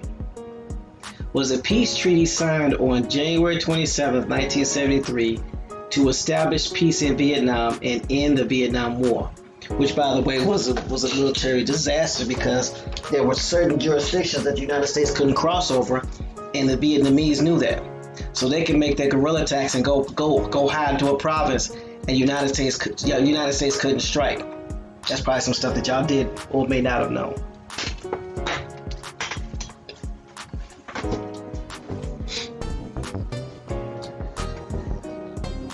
The treaty included the government of the Democratic Republic of Vietnam, North Vietnam, the Republic of Vietnam, South Vietnam, and the United States, as well as the Provisional Revolutionary Government, the PRG, that represented indigenous South Vietnamese revolutionaries. U.S. ground forces up to that point had been sidelined with deteriorating morale, gradually withdrawn to coastal regions, not partaking in offensive operations or much direct combat for the preceding 2-year period. The Paris Agreement Treaty would in fact remove all remaining U.S. forces, including air and naval forces, in exchange for Hanoi's POWs. Direct U.S. military intervention was ended, and fighting between the 3 remaining powers temporarily stopped for less than a day. The agreement was not ratified by the U.S. Senate. The interesting thing about that is I actually worked with a gentleman when I used to work at the post office who was a POW of the Vietnam War, and he was a prisoner for 2 years. Yeah. The negotiations that led to the accord began in 1968. After various lengthy delays as a result of the accord, the International Control Commission, ICC, was replaced by the International Commission of Control and Supervision, ICCS, to fulfill the agreement. The main negotiators of the agreement were the United Nations Security Advisor Henry Kissinger and North Vietnamese Politburo member Le Duc Tho. The 2 men were awarded the 1973 Nobel Peace Prize for their efforts, although Le Duc Tho refused to accept it. The agreement's provisions were immediately frequently broken with no response from the United States. Fighting broke out in March 1973, and the Northern Vietnamese offensive enlarged their control by the end of the year. 2 years later, a massive North Vietnamese offensive conquered South Vietnam. See, that's that United States arrogance that got them in trouble. Yep. Following the success of anti-war candidate Eugene McCarthy in the New Hampshire primary in March 1968, U.S. President Lyndon B. Johnson halted bombing operations over the northern portion of the Northern Vietnam Operation Rolling Thunder. In order to encourage Hanoi, the perceived locus of insurgency, to begin negotiations, although some resources state that the bombing halt decisions announced on March 31st, 1968 was related to events occurred within the White House and the President's Council of Secretary of Defense Clark Clifford and others rather than the event in New Hampshire. Shortly thereafter, Hanoi agreed to discuss a complete halt of the bombing, and the date was set for representatives of both parties to meet in Paris, France. The sides first met on May 10th, with the delegations headed by Jean Du, and would remain the official leader of the North Vietnamese delegation throughout the process. And U.S. Ambassador at Large, W. Averill Harriman. For 5 months, the negotiations stalled as North Vietnam demanded that all bombing of North Vietnam be stopped, and while the U.S. side demanded that North Vietnam agree to reciprocal de-escalation in South Vietnam, it was not until October 31st that Johnson agreed to end the airstrikes and serious negotiations could begin.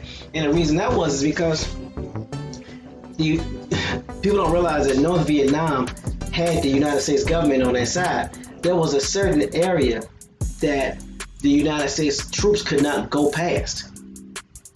And the Northern Vietnamese knew that, so they would make their attacks because they had tunnels dug up under the whole area where the soldiers were, and they can attack them and then retreat back up underground.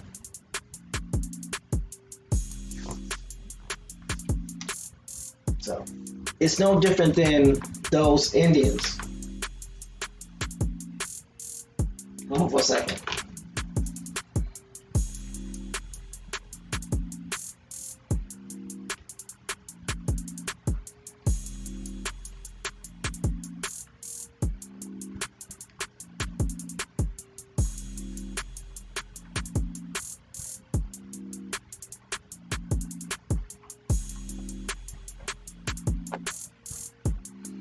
All right, I'm back. Okay.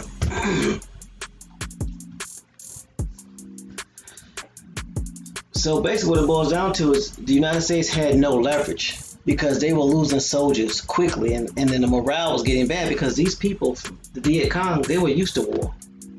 So, I mean, you coming to them and fighting, that's not gonna matter to them.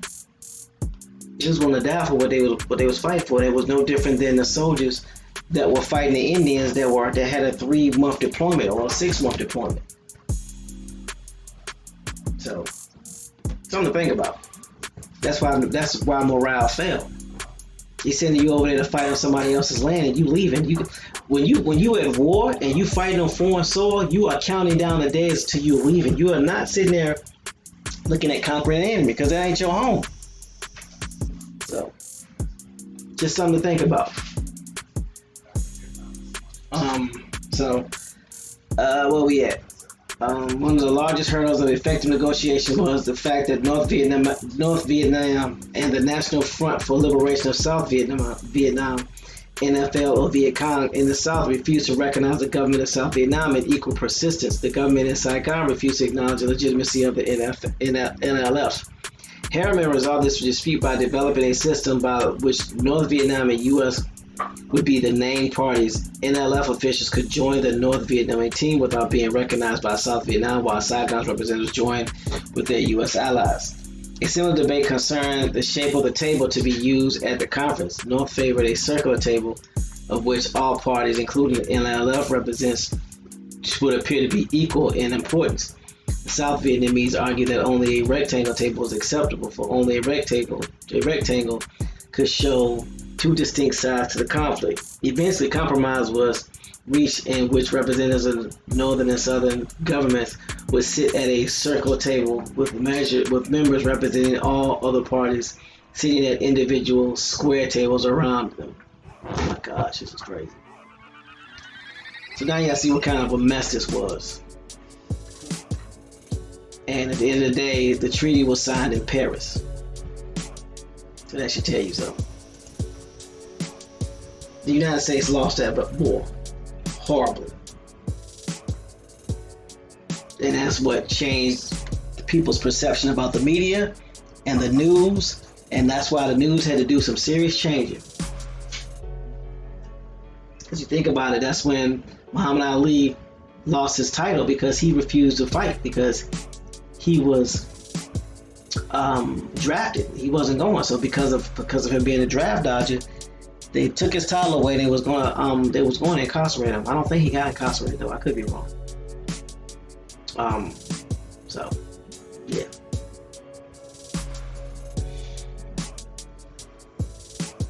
Anything anybody want to say about the Vietnam conflict?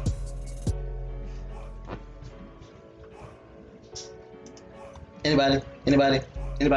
Another More just another Vietnam. big mess. What? Vietnam?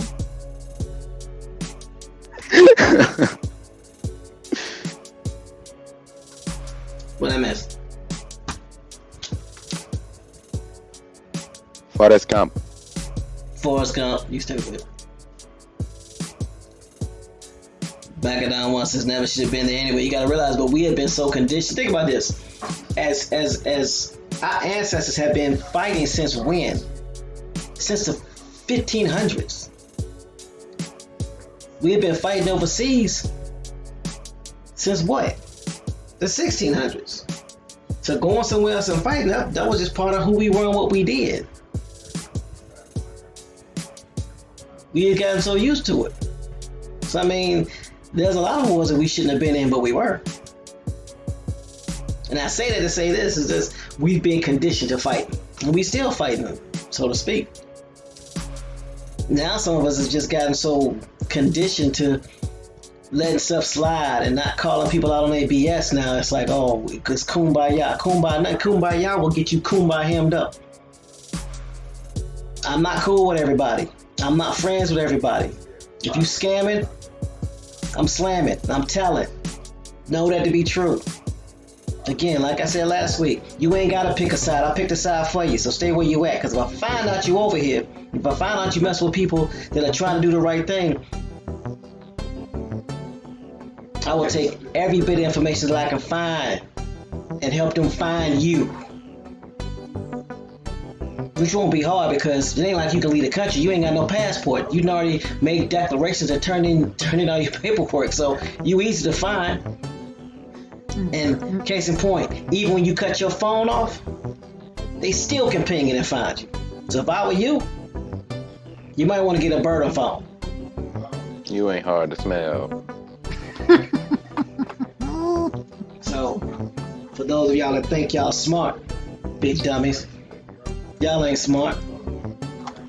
I is smart, I is kind, I is beautiful.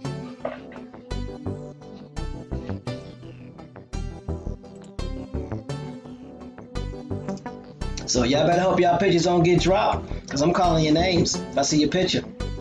And hopefully you be able to answer some questions. Y'all know how I ask questions. Y'all think I'm brutal when it comes to this information, because I'm a new kid on the block. When it comes to interrogations,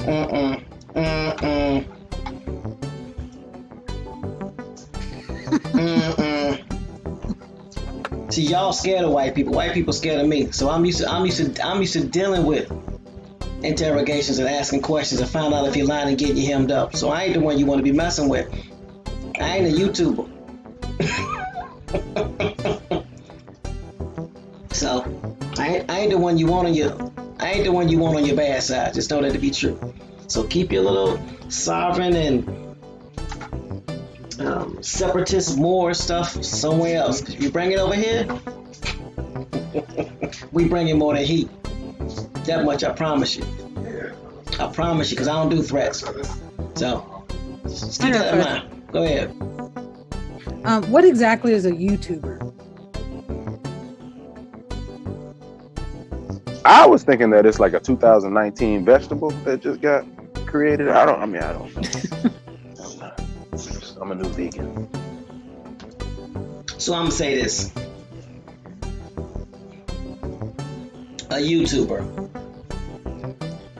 It's an individual or individuals who stay in the house all day, don't have anybody in the community that can vouch for them, because don't nobody in the community know them because they scared of everybody. They create these fake personas and get friends, virtual friends all over the world, but don't nobody in their neighborhood know them. And they try to act like they big and bad, but they scared of their own neighbor. No one ever talks to them, and they never talk to anybody. No one knows their real name. No one knows who they are. Gabby, they are hopping in these YouTube streets, but not the hobbits. Right. They're popping in the YouTube streets, but don't nobody in the real streets know them. YouTube streets. Yeah. Yeah, the mean streets of the internets. Oh.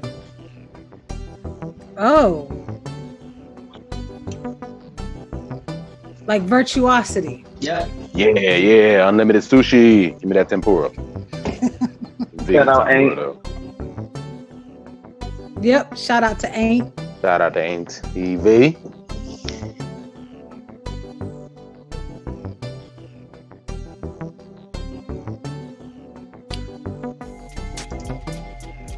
Oh, so their only entertainment in life is through YouTube, social media. Their only interaction in life is through YouTube, social media. Yeah. How else can you do 18? I mean, maybe they got a job. You know, some people go 10-hour channels. How can you do 10 hours worth of YouTube and then stream them? I know some people that do it, but you know, they're not faking certain things. You know, they might be promoting something. I don't know if they're sovereign citizens or anything, or more. They ain't no Moors. Again, according to the Federal Bureau of Investigation, which y'all claim ain't got no jurisdiction over y'all. Do me a favor. Ooh, I got one. Okay, here's today's challenge for the sovereigns, or for those that want to make declarations. Show me a YouTube video of a separatist Moor or a sovereign shutting down the FBI. What's a separatist Moor? A separatist Moor is a Moor that does not belong to the Moor Science Temple, and that's using doctrines to separate from the government.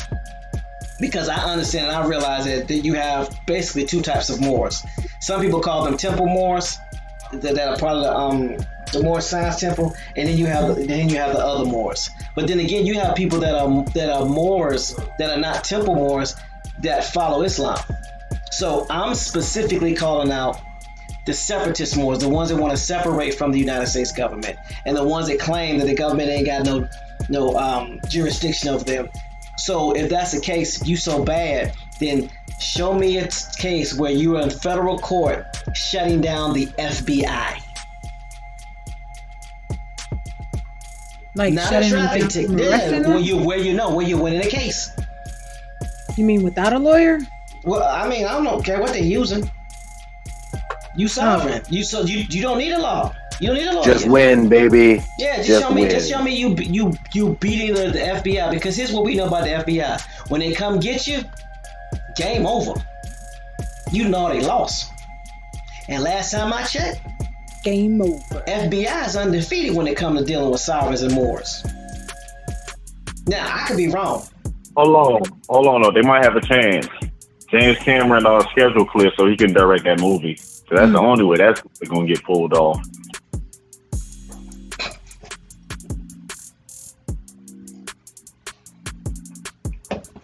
So if y'all so big, What you talking about Avatar 2?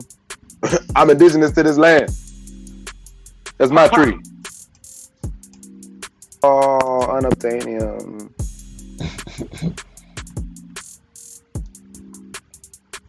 So all I'm gonna say is, if you because I be putting out challenges, but don't nobody be taking me up on them. I don't see no videos or nothing of nobody winning no cases. But since y'all so big and bad, and since the FBI obviously is a sham and a shell and has no jurisdiction, then you beating them in court will obviously be easy. It'd be like taking candy from a baby.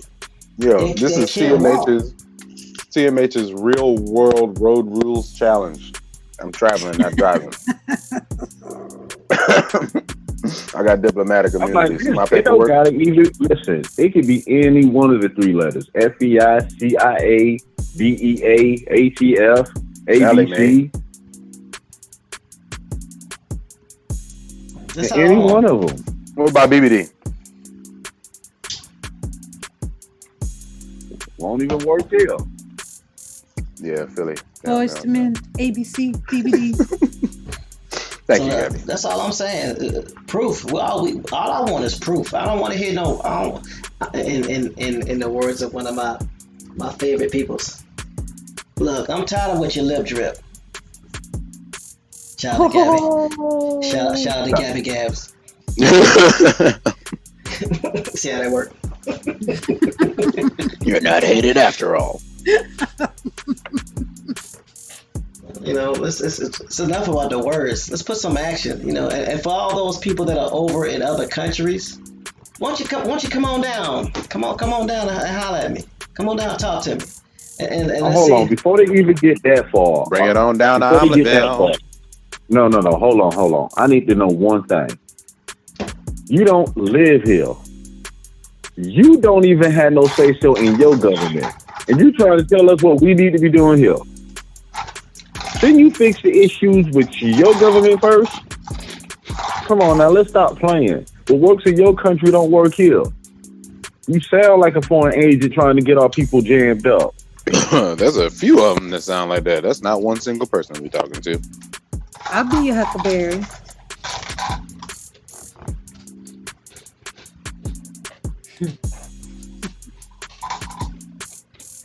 Don't get BF. Really? It's from a movie. Oh, I know it's from. Oh. Notice the silence. Mm-hmm. Really? Y'all did that? Oh, Huh? okay.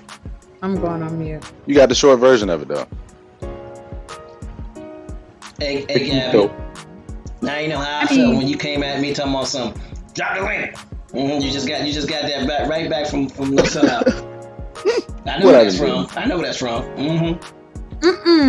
It's different though.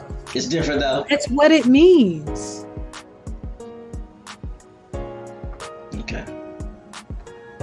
No, Big Hawk, yeah, he put that map in there. I think everybody should click. Teammates, if you can you please click that map, please? Boom. You talking about that map right there? That one right there? Oh yeah, click it. Got to be more careful. Oh wow. Yes, like, oh wow. Yeah. Hey, I'm not currently viewing it. Is it a map of the scammers? Is it a map for where the scammers are? I don't know. It's a map of. Oh my goodness! What the In world? 2010, Oh, we is it an tracked interactive map? over 1,020 hate groups across the U.S. Oh my goodness!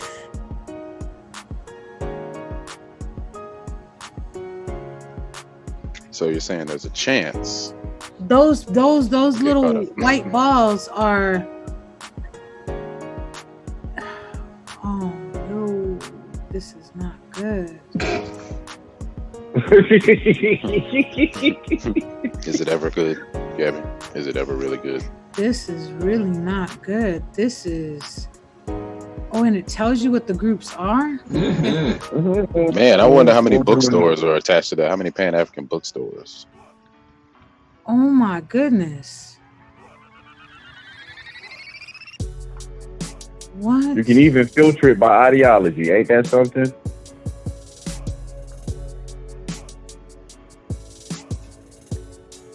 Hold on.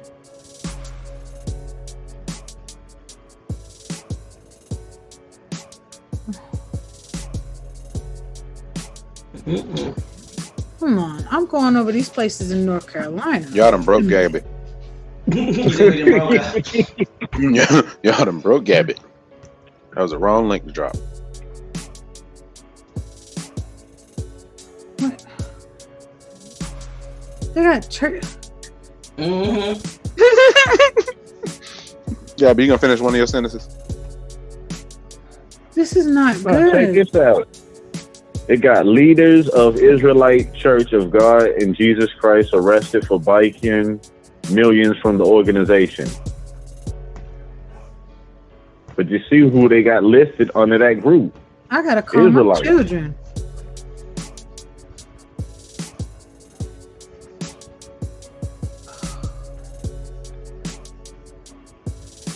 Yeah, you got to be more careful.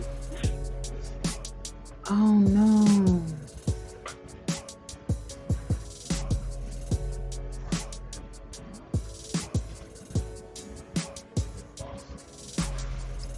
.org, that means government, right? .org means nonprofit. Nonprofit. Yeah. Yeah, .gov is government. .gov, okay. .org is nonprofit. Pays it.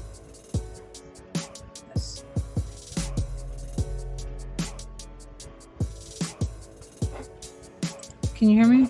Yeah, what's up?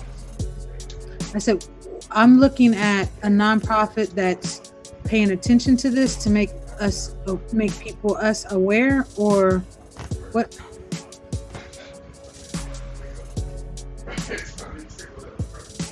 What for art thou talking about, Willis? Website.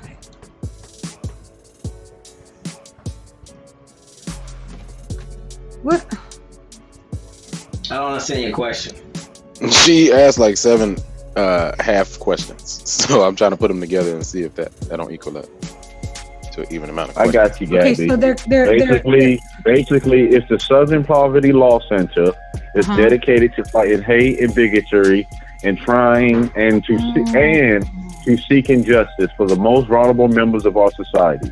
Using litigation, education, and other forms of advocacy, the SPLC works towards the day when the ideals of equal justice and equal opportunity will be reality. Okay, so this is a good site. Yeah. That tells you about bad people, bad Right. things. Scammers. Okay. Yeah, mainly the ones that made the big time list. This is only big time. Goodness, I feel like crying. Those are the ones that we know about. I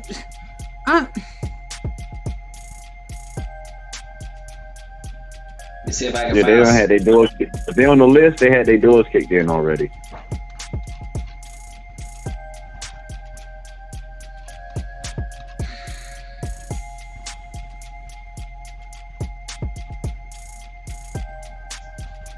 Will you fight hate by putting your lawmakers on notice about the 1,020 hate groups across the country and asking them to take action about the hate in your community? If you don't do it, it won't get done. It's very interesting that they state offices are in Alabama, Florida, Louisiana, Mississippi. Sounds other than me.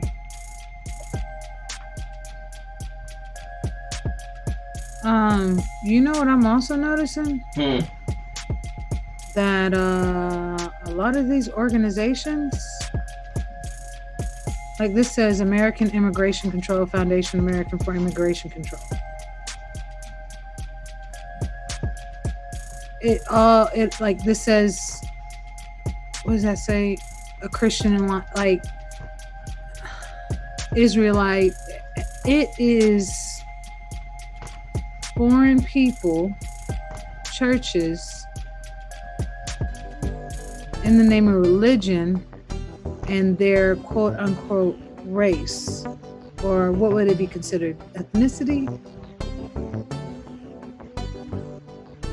This is a lot of active. All right. They've been tracking it since 2000. Like I said, CMH read the FBI article. They knew it was coming.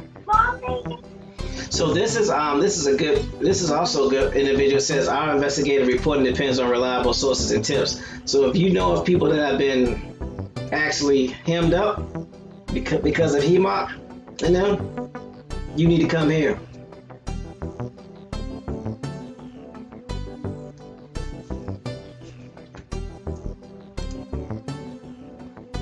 Put that. Almost slipped. Put their behinds on the map. Swear jar. You alright? Put their donkeys on the map. They all.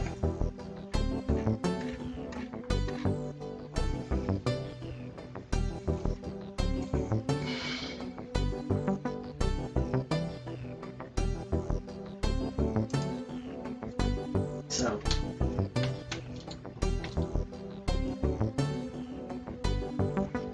The thing is, at least now you can look and see the group's names to be definitely aware of. Yo. So I just scrolled over. It gives you, allows you to, I guess, filter whether revealed by group, ideology, related hate watch, find a state. So I scroll over my cursor over the Ku Klux Klan. Minimal. It's minimal. I mean, it has 1, 2, 3, 4, 5, 6, 7, 8, 9, 10, 11, 12, 13, 14, 15, 16 groups. And it's 1,020 groups. The Holocaust denial has 2. Hate music has 1, 2, 3, 4, 5. General hate, that's kind of up there, not too much. Christianity identity is not that. But the black nationalists. Yeah. That's pinged pretty high. The one thing that you're gonna, this is the one thing about these so-called racial groups that they're gonna realize. Our people have always dominated these groups. You might not like it, but that's the truth. When it comes to pushing blood quantum, who you think pushed that? That was us. Even the white nationalist isn't that high. Exactly. Because once you get to the bottom of there are them. Exactly. And that's the dangerous thing. That there's a lot of these groups in our image that are hate groups pushing their own ideology. But you know what? They look like us, but they ain't us. Yeah, I listened to a speech by Martin Luther King, and he said in one of his speeches, he said white supremacy is dangerous, but black supremacy is even more dangerous. And when I heard that, I was like, whoa, what? And then when I thought about it, I was just like, yeah, it makes sense. He said, how much more would black supremacy right now be than white supremacy, if that makes sense? And this is based and like off Ohio players.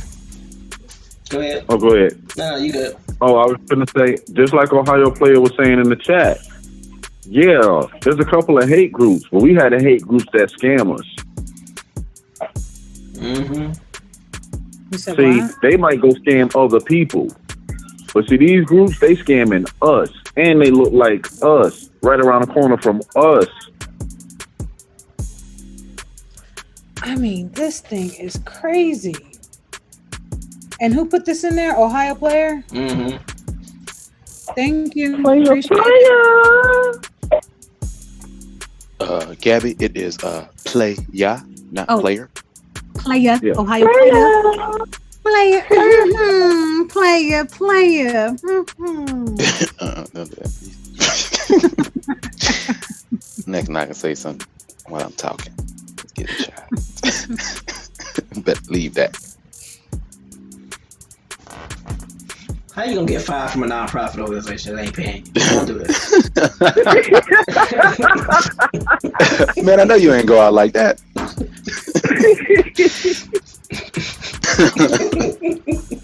Y'all fools. I'm just saying, don't do that. Don't be that person. Like, bro, won't that volunteer work? Like, what did you do wrong? These are all the lists of the black nationalist groups in 2018, according to this site.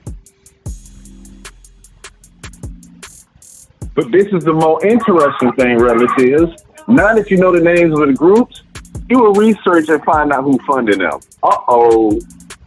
Uh-oh. Uh-oh. Uh-oh. Uh-oh. Uh-oh. Uh-oh. Hold on, we doing that? Honestly, if I can. I think you want to do a double take? Yeah. Yeah, Ohio player just made things for me really real. This is when keeping it real goes wrong. I don't like people playing. All right, depends on what side of it that you own. No, I mean in the sense that, okay, so it's one thing to hear about some group on the news or through someone saying, hey, did you watch the news? You know, what have you. It's another to see this and then take a real reflection on, you know, being able to, you know, move my cursor over these different and how these groups are anti-immigrant, anti-LGBT, anti-Muslim, and go over all these different categories. And the one that has the most in it are the black nationalists. And yeah, because we got the largest population. That's I'm not. It's not that. It's not that I'm in disbelief of the large population. It's basically, Gabby, you can see who is designed to catch. Right. You know what I'm saying? The possibility that one of our relatives can get into one of these groups, easily influenced because of life situations, are looking for a way out, is greater. Yeah. But that's by design. That's why I said again, if you really want to see something, just pick a couple of them. Found a Randomly, eeny, meeny, miny, mo, and look where the finances come from. They got bookstores in here too.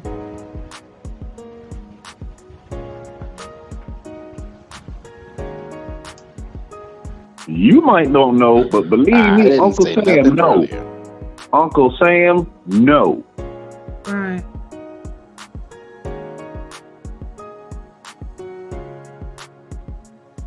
This is crazy.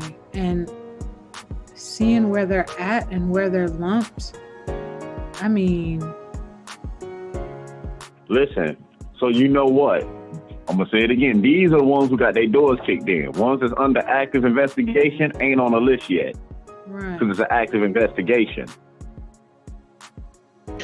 And this not even a cyber list. If not, pick a number spot. 10.5 Tims are made to kick your bumper clock. I mean, some of these names sound like you don't need to talk to them at all. We up to no good.org. What are some of the names? I can't see. What you checking out? I'm just saying, if you walk up to me, what does it say? War on. Hold on. War on the government.org. Hold on, my cursor moved. I'm trying to get back to it. Don't cuss. This is a family-friendly show. It said war on the horizon. That means you're trying to make a war come now, like the sun. It's right there. You're part of who? War on the horizon. Okay. It's interesting. That's tomorrow. The right? United Nuwaubians Worldwide Eyes on Egypt. That is a group that's apparently in different states. Mm-hmm. So I don't think it's safe for you to be running around here talking you Nuwaubian and don't got no contact deal. Like you who? You what now? Okay, let me write this down. I'm just thinking about how many times I've heard somebody refer to that in these YouTube videos. These YouTube streets. Mm-hmm. Yes. Wow. That's what TMH was saying, that once you start paying attention, you'll realize there's a lot of it is influence behind it. Again, the FBI already said 80% of the people who will get caught up in this has no ill intentions. They know you're not criminal. They know you're not trying to do anything illegal, but guess what? That ain't gonna stop you from getting jammed up. Right.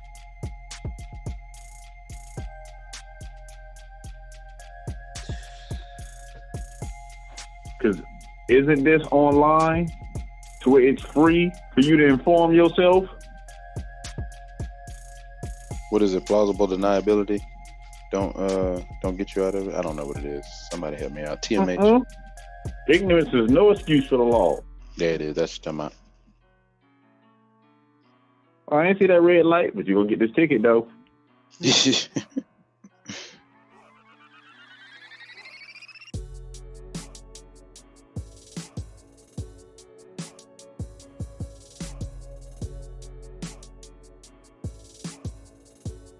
So people think it's not real. Shake it off. And I mean, honestly, where the black nationalist groups are, it's like time you walk out your front door. Yeah, it's the southern states, the coastal northern states, mainly. Some on the west coast, but mainly where we at? Yeah. Texas, Oklahoma, Missouri, Arkansas, Louisiana, Mississippi, Alabama, Florida, Georgia, South Carolina, North Carolina, Tennessee, Kentucky, Virginia. Now, you see all them places. Now, let me show you how this ties in. All the places that Gabby just read off. Now, if you look at them same places and you look at the influx of people online saying that they're American Indians and saying that they come from particular organizations, it overlays the same places. Yeah, it does. That's why it's dangerous because, again, to what Chief Warhorse was saying, you have an influx of people using this, claiming our identities, trying to form their own tribes. The data is right here. It shows you. It's right in front of you. Exactly what she was warning us about, telling us. Be aware of and get the message out there so it doesn't keep happening. New Jersey's got 10. As far as where they're mainly at, not most of them, but has the highest number, is New Jersey has 10, North Carolina has 19, Georgia has 16. Those three places. Ohio has 11.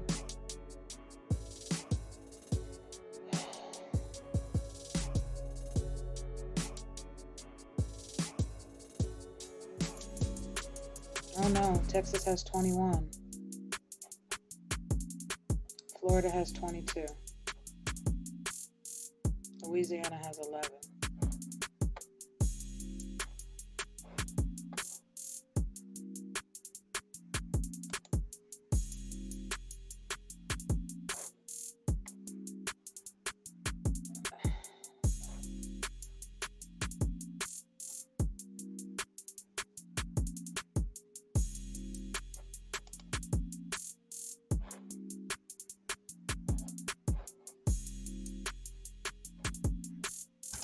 The sovereign citizen movement even got their own wiki page, y'all. Mm-hmm.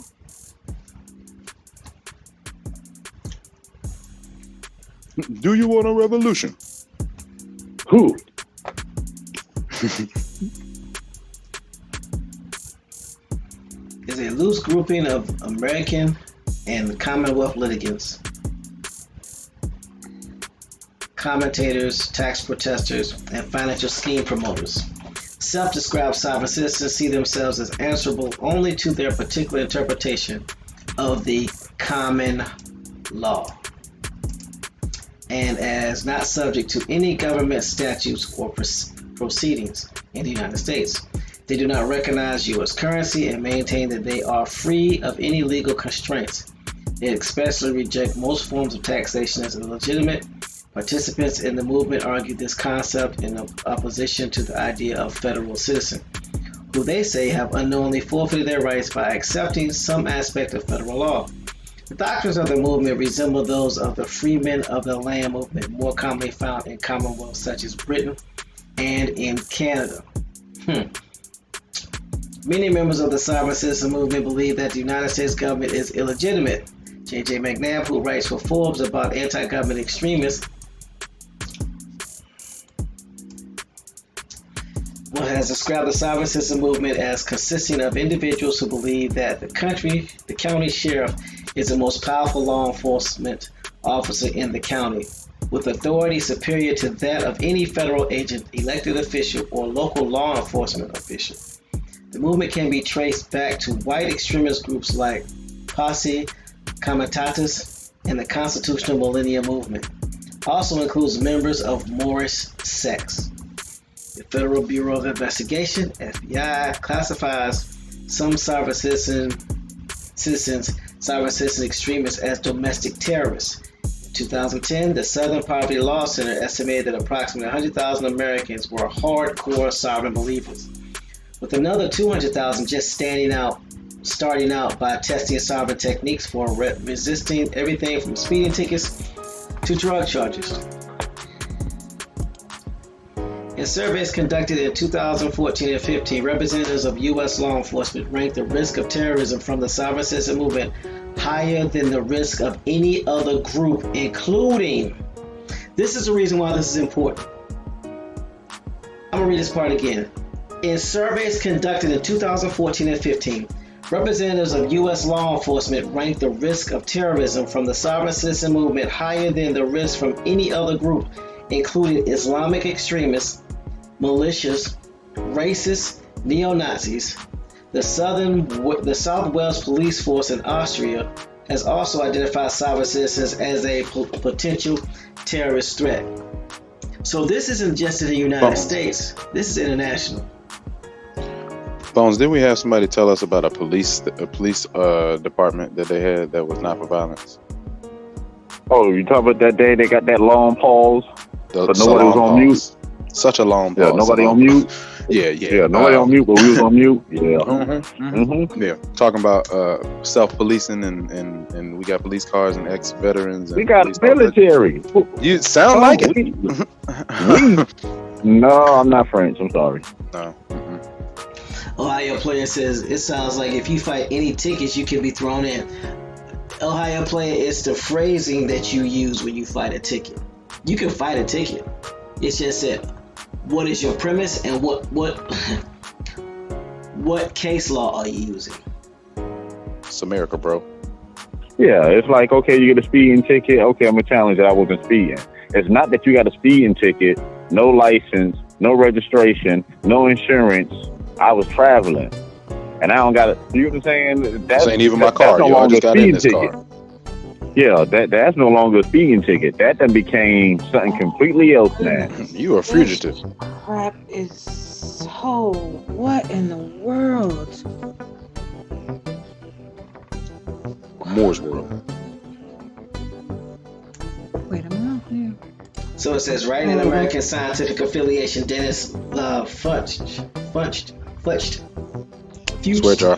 Reviewed American Rebellion and Religion by Richard Ibanez and described the theory of Richard McDonald. Well, if you would start reading, I wouldn't have to read so much and wouldn't have to be no swear jar. With that being said, I'm going to make Where's my mute button at? Wait, okay. This is all right. It says 10 professors who are white or presumed to be white have received death threats from a black nationalist organization that accuses them of desecrating the tombs of gods and goddesses. Dr. Amy Glock, a white professor in the California State University, Northridge. Hey, do me a favor. Where are you reading from? My computer. Okay. Can you share your screen? Yeah. Thank you, because, we want to see too. Proof is not a problem. Peace. Because Am I sharing desktop? Sharing desktop, share.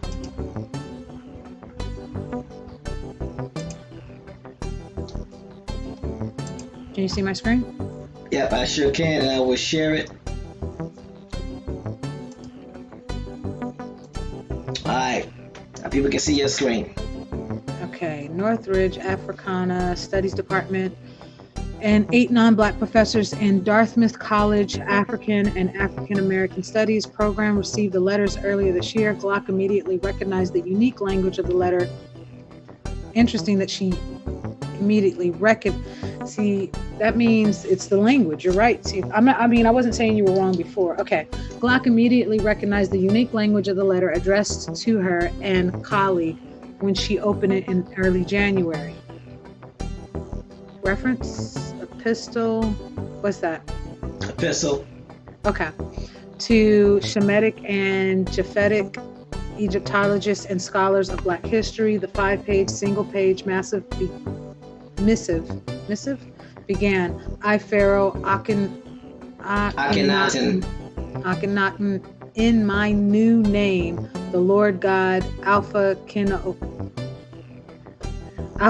Omega, find thee guilty of raiding my tombs. Shemitic and Japhetic refer to Jews and Europeans based on biblical interpretations that Noah's 3 sons, Shem, Japheth, and Ham, birthed the Asian, Semitic, European, and African peoples, respectively. Dr. Glock Glock and her colleague are the only white or perceived to be white professors in CSU Northridge Africana Studies Department, and that made them targets of death threats. The reference to Pharaoh Akhenaten is most esoteric, but Dr. Glock recognized the ancient ruler as the founder of a sun-worshipping cult in ancient Egypt. The letter continues using this language, at times taunting its recipients, Shemitic and Japhetic heirs. Teach me about Black history, African studies. Teach me all about Ham. And proceeding to a series of threats. May your death come speedily. May you never resurrect. You are guilty of desecrating the tombs of gods and goddesses. For this you must be killed. This is obviously someone who's very well versed in Kemetic ancient Egyptian cosmology, enough to be able to manipulate it, to try to use it in a way that is going to try to hurt somebody, Dr. Glock said. At nearly the same time, the identical letter addressed to non-Black professor at Dartmouth African and African American Studies program was reported to the Hanover, New Hampshire Police Department, nearly 3,000 miles away from CSU Northridge. At both colleges, when the death threats were reported, the targeted professors assisted officers with interpreting the letter's Egyptian references. The investigating officer in Hanover got the impression that the letter originated from a Black supremacy group, probably on the fringe.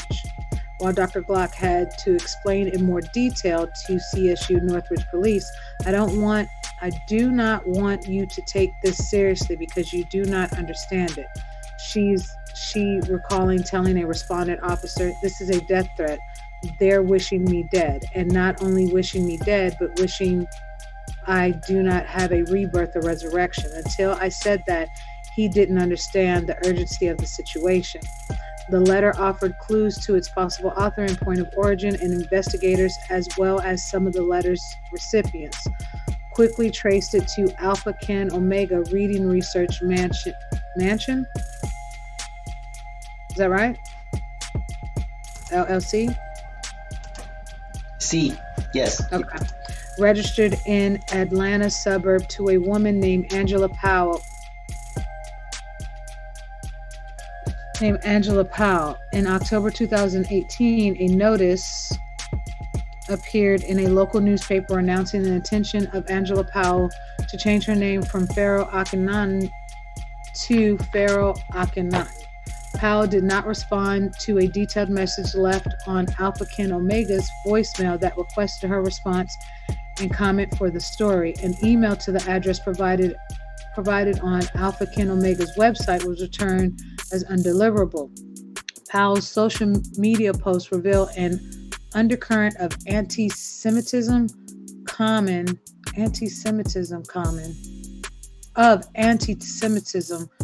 to Black nationalist groups such as the Black Hebrew Israelites, Nubian Nations of Moors, and Nation of Islam.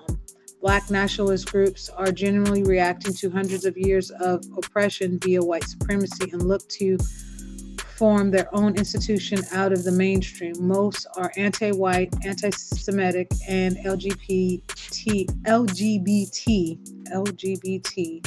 and some, like Alpha Ken Omega, professes that Black people are God's chosen people.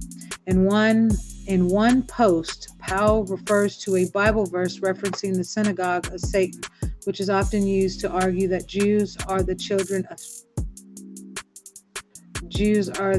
Satan. An image shared by Alpha Ken Omega related accounts reads Hebrew Israelites usurping. Related accounts reads Hebrew Israelites usurping, enslaving native Hamite Egyptians when white people want to deter Blacks from believing in their ancestry. And when they want to justify slavery, they show this pics,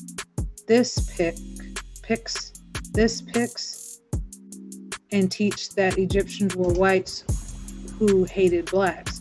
The truth is, yes, Hebrews were whites from Ur of the Chaldees, which means a place of dark forces and occults. By the power of devils, Hebrews, Greeks, etc., usurped Egypt and enslaved the native heirs of Egypt, Ham. After I'm getting a headache. After the line, "For this you must be killed." What? Wait, after the line, "For this you must be killed," in 5-page letter sent to CSUN and Dartmouth, it reads, "For this you must be cast into my lake of fire. For this ye shall not resurrect. Your heaven is departed from ye all." This is a huge distortion of what the Commissions or ancient Egyptians had interpreted life to be.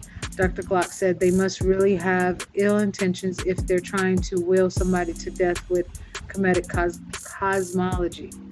At both colleges, safety plans were put in place for the targeted professor. Dr. Glock said CSU Northridge Police contacted the FBI about the death threats, and at Dartmouth, the sergeant investigating the incident said, "I'm unable to go into specifics in terms of what actions were taken, but I can tell you that the case was taken seriously and the recipient of the letter was satisfied with the response from law enforcement. This situation will continue to be monitored as it is presumed that Miss Powell's group will continue on its mission." Okay. Mm-hmm.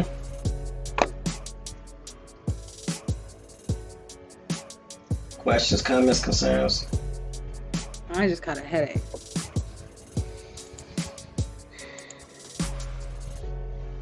So again, those are the extreme versions of what we've been exposed to. When I say we, I'm talking about Texas Assembly. So those individuals are not doing anything to that nature. Now, I'm not even going to insinuate or imply that they are. However, they still are considered to be part of that group because of their ideology and their belief of making declarative statements of separation, following common law, saying that the United States government has no jurisdiction over them because they are indigenous. Same claims, just a different coat, a different facade, if you will. So even though these individuals that are scamming have never made a death threat, have never done anything to physically harm or threaten to physically harm anybody, they have caused financial harm, and they intend to cause much more financial harm. So they are under investigation, and they will be brought in eventually as they continue to do what they do, because they're not stopping. 3 to 5 year investigation, people. Know this to be true. So just because ain't nobody hemmed you up yet, don't mean it ain't coming. 3 to 5 year investigation. So how long have you been spitting this declaration rhetoric?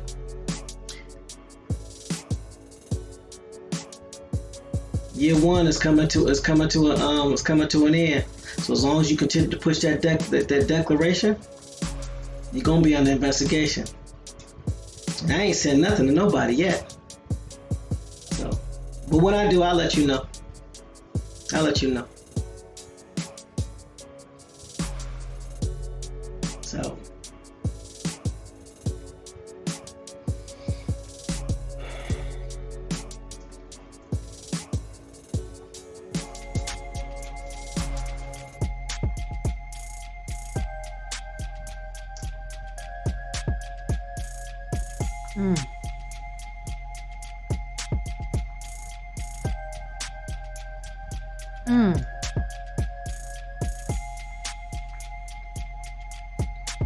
this is the biggest scam for those individuals that do that. They squat on land and then they sell it to people. They rent it out to people.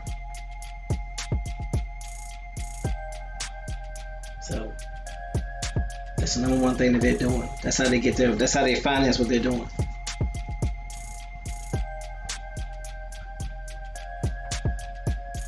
So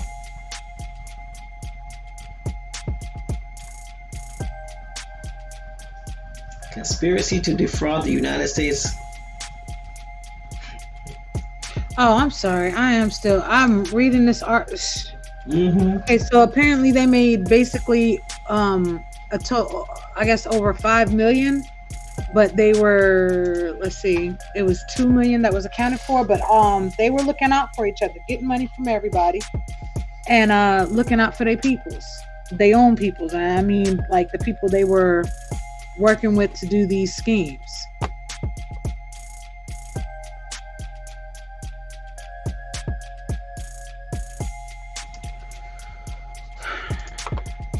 You got to. So you got people like Hemok and them. This is what they're trying to do, and this is what they're in the process of doing. But they're doing it from a standpoint, instead of taking property, they're looking at taking over tribes.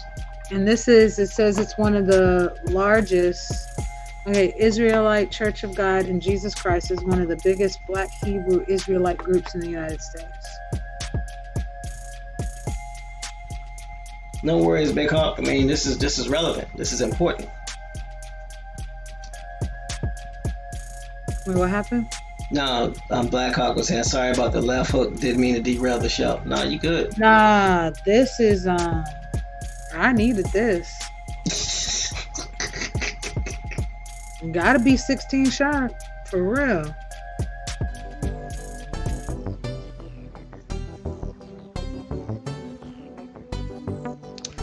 Birthed in the late 1800s by Black Christians from the South Pentecostal Holiness Movement. Mm-hmm. Oh man, come on.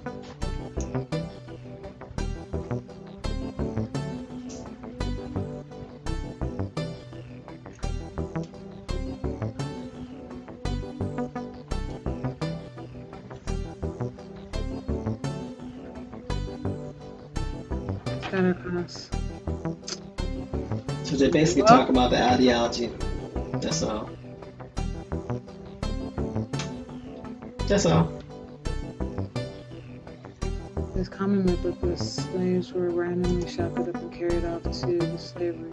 General Yohana, leader of the present-day Israel. Oh, I ain't playing says Father Divine.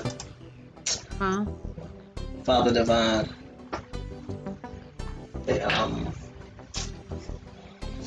A cult-like organization. The leader of a cult-like organization. Yeah.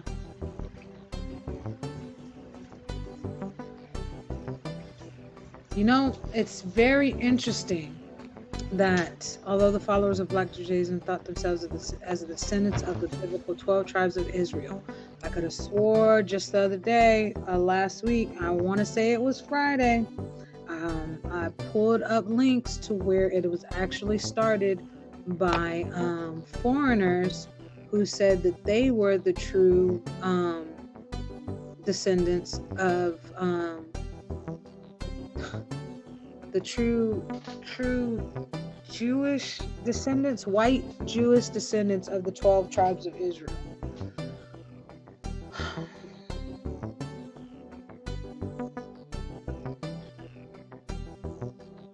Okay, in 1886, which is the same time that the white Jew movement,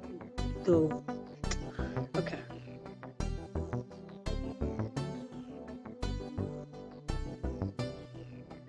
So basically two groups with the same name, if that makes sense. The only difference is the color that they use in front of Jew are opposing each other.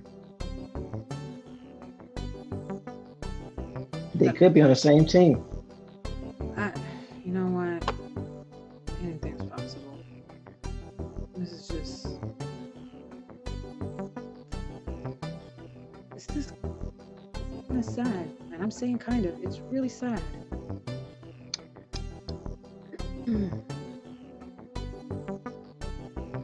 Because if I go off of this timeline, starting from 1886...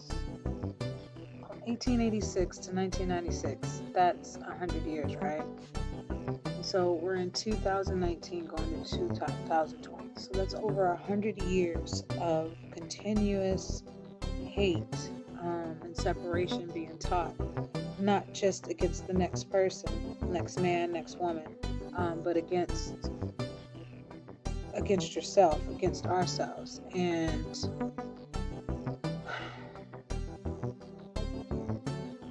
all this is not even based off the foundation of I know who I am. I know who my mother and father are. I know who my grandmother and grandfather, great grandmother and grandfather. I know who they are. thought. This is just based off of, okay, we're putting all this stuff together, and we're going to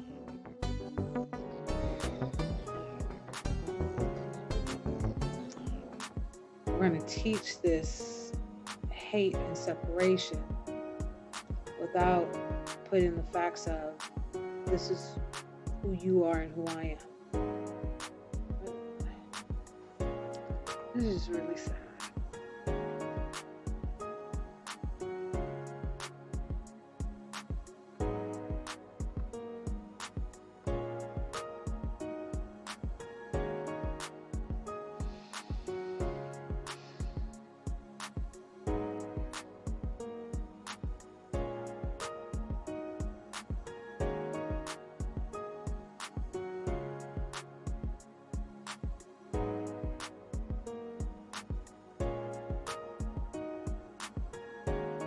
So they're beefing with other groups. This is crazy. And this is what you hear.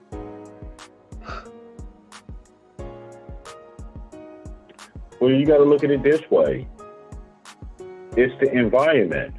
And what I mean by that is these groups, these organizations, these messages, these images are constantly put around us every day. Yeah. The father of learning is repetition. If this is all you're seeing and all you're hearing before you're the age of 18, how you think, how you feel has been given to you. Because you formed how you view the world out for somebody else's distorted perception of it. Yeah. Again, that's why it's dangerous. That's why you have to take the time out to know who you are. Yep. Where you come from. Not somebody else's interpretation of who you are, where you come from. I agree. And all I'm hearing is a type of, would it be correct to say a type of religious ideology? Or No, it's not. It has nothing to do with belief in anything. It's emotional. and they're Simple. using religion to Yeah, no, it's not even using it. It's disguised as religion so they can package it up. okay. But it's triggered to your emotions because all these movements, that's what they target. They target people in bad situations, people that's on hard times, people that's struggling. They target that emotion that you're mad, you're looking for a way out, and they give you somebody to blame. They give you somebody to point the finger at. It's emotional. Right. They're just playing tricks with your mind. Psychology 101. Right. Once they trigger into your emotions and they can push your buttons to get you to react an emotional way at a drop of a dime, now you just programming this person how you want them to react. Like you said, it's 120 plus years of programming. Yeah. Because if you see it in the movies, you hear it in the music that's pushed on you, you read it in the books that's pushed on you, you hear it in the rhetoric that's put in media and news, the pictures, the images, it's all around you constantly, constantly, constantly. Yeah, and I noticed that this is what I keep seeing. Regardless of this says the extremist Hebrew Israelites are viewed as the black counterparts. I keep seeing the black counterparts of white Christian identity belief. You get what I'm saying? It's always it keeps referencing to basically it's two sides of the same coin. Everybody. But it's not. Don't even look at it like that, Gabby, because they're both extremist groups. Right. You know. See, all that's happening is this. The same racial tendencies has nothing to do with the color of your skin. Right. Anybody can be wicked. Anybody can do horrible things. Right. To erase that part. Don't even dig into that part. Because the most important thing to know here is this. If you're speaking this way, if you're hanging with people that speak in this way, this is how you will be identified. Right. That's the the crux of the situation here. That's what we need to be taking away from this. That's what we need to be spread. Because you can have good intentions, but into something to where they use the wording. And the next thing you know, you're in the middle of an investigation. But you just thinking you researching something that's going to better your life. Right. You know what I'm saying? So it's more important to get out like, okay, relatives, we got to be careful. This is the danger that's facing us in our journey. Right. And don't get caught up into the who's, the what's, the where's, and the when's. Not dealing with this. Because if we break down into all different ideologies and this and that and the why, we take our eye off of how it's happening. Right. How our people are getting caught up in it. You know what I'm saying? It's to bring as much attention as possible to those so they can know. So when you're trying to find yourself, you know what to be aware of now. Right. Like, I agree. It's the same thing. They've only just changed it. Like, both sides. I agree. I get it.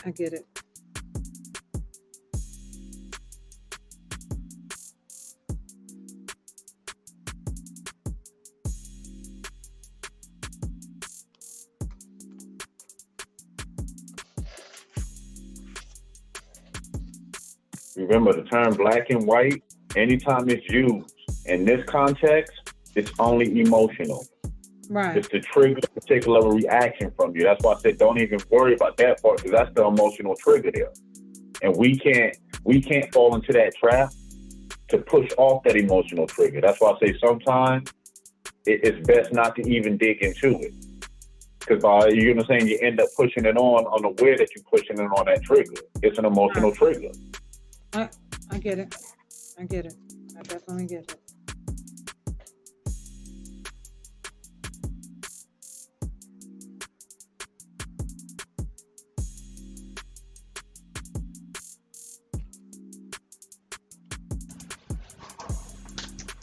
It's that time for us to get up out of here so we can let these good people do what they do and be productive citizens in their community. So yeah. We're not gonna finish. Okay. I mean, nah, I'm not.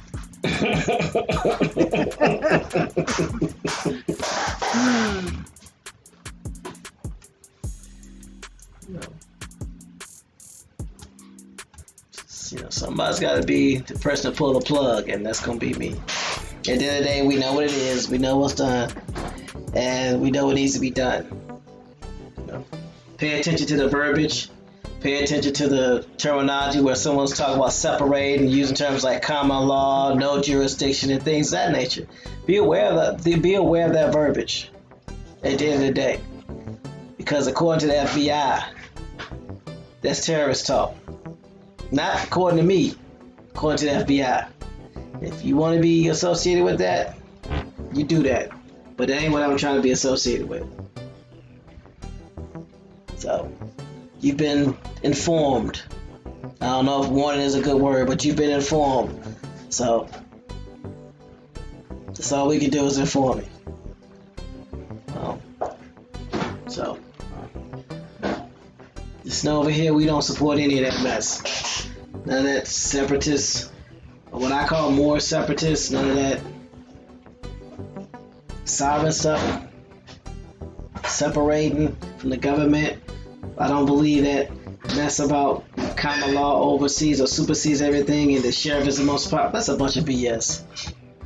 If sheriff's the most powerful person, why most sheriffs only regulated to serving papers or serving warrants? I'll wait. Anyway, again, shout out to Phoenix Move for what she's doing and the help that she's providing to Chief Warhorse. We're here to support and we're here to help. If you need anything, just let us know. Chief Warhorse, we got you, we support you. And if you need anything, let us know.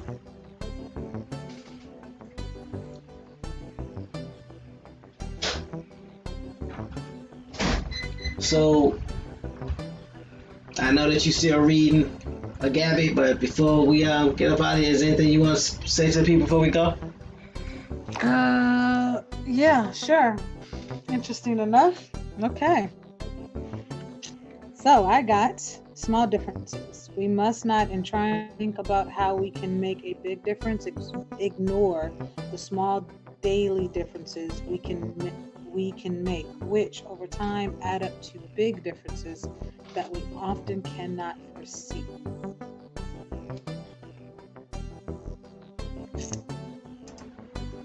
If you do not tell the truth about yourself, you cannot tell it about other people. And then respecting others. It is terrible to destroy a person's picture of himself in the interest of truth or some other abstraction.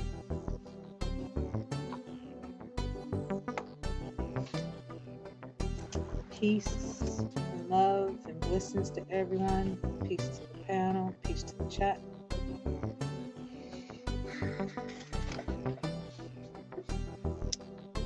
Gotta look out for each other.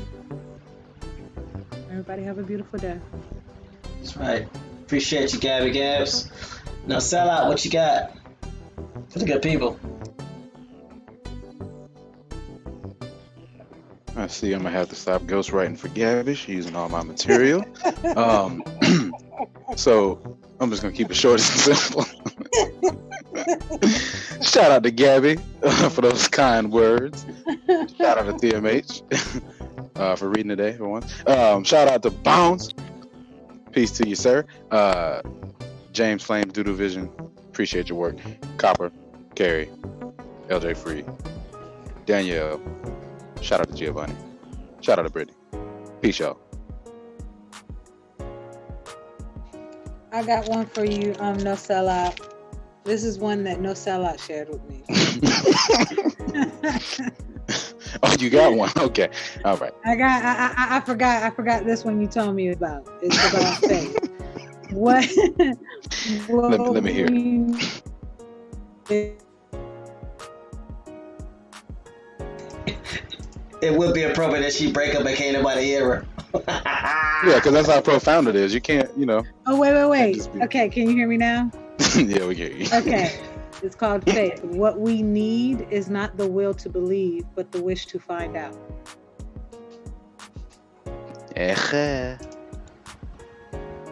Giggity. Really?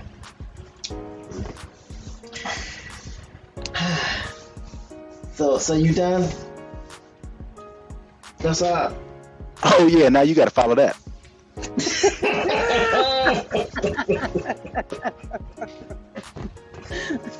Well, I'm used to following James, so it's all good.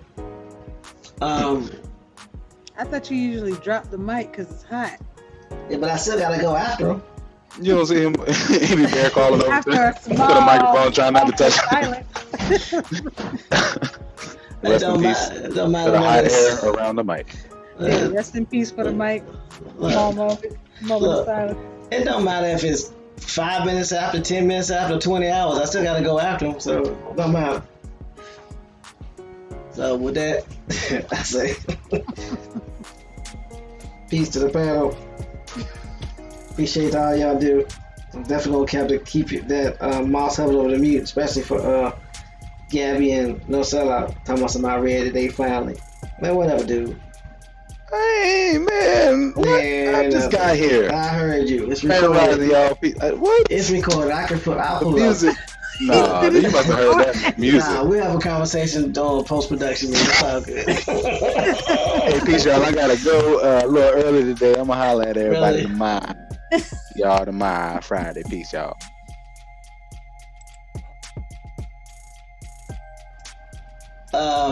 Yeah. So I want to say peace to the chat, the best chat on earth, the best chat on YouTube, the best chat on the website. We definitely appreciate y'all. Good looking out. Always keep us on our toes, and make sure when y'all go on those other chats, make sure they provide proof. And ask them if they down with the scammers. Find out if y'all down with he mocking them. What's your opinion of it? See what they got to say. If they continue to ignore y'all know where they at. Y'all know where they stand. And pay attention to what they say when they talk about laws and things of that nature. Talk about declaration and declaring and stuff like that, because then you'll know where they at. So, with that, let everybody know it's all about genealogy, about finding out who you are. So, I'm done. Turn it over to Bones H. McCoy. Do what you do, and you take us up out of here. All right, I mute the mic. Thanks, KMH. Peace to the chat, and appreciate all the work y'all put in every rising to make the show what it is on a consistent basis. Thanks to the active members on the website chat for the support every day, coming to make the show what it is, always putting information up there and willing to stand on the truth. Appreciate the ones that's listening, that's taking the information and applying it to help them find themselves on their journey, to link it back to their relatives and what tribes and clans and bands they come from. We're going to leave with this. When information is put out or when you receive it, it does you no good if you don't use it or if you're not aware of it. Knowing that our community, our lives are infiltrated with people that mean us no well should not be something we allow to get brushed under the rug. Should not be allowed just to be barbershop talk and it goes away. Because that's what they depend on. Us doing the same thing over and over and over and allowing it to keep festering. This time around, let's put them all on notice. Not just by talking, by our actions. That those who choose to represent us as American Indians, there is a standard.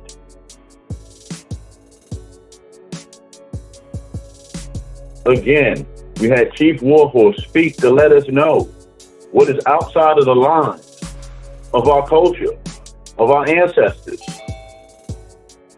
And if you hearing her speak and people choose not to change, then relatives, that should tell us all we need to know. That should tell us who we should be cutting off. Who should we no longer allow to speak for us? Because in the end, when it all goes down, you already know they're not speaking for you. They already chose their side, so what are we waiting for? So everyone, have a very, very blissful day. Take the time out, get to know your neighbors, your community, do some genealogy. If you can't help someone move forward with theirs. And until we link up for the next Grand Rising show, remember we love you and peace. Peace, y'all. Y'all are some foreigners, bro.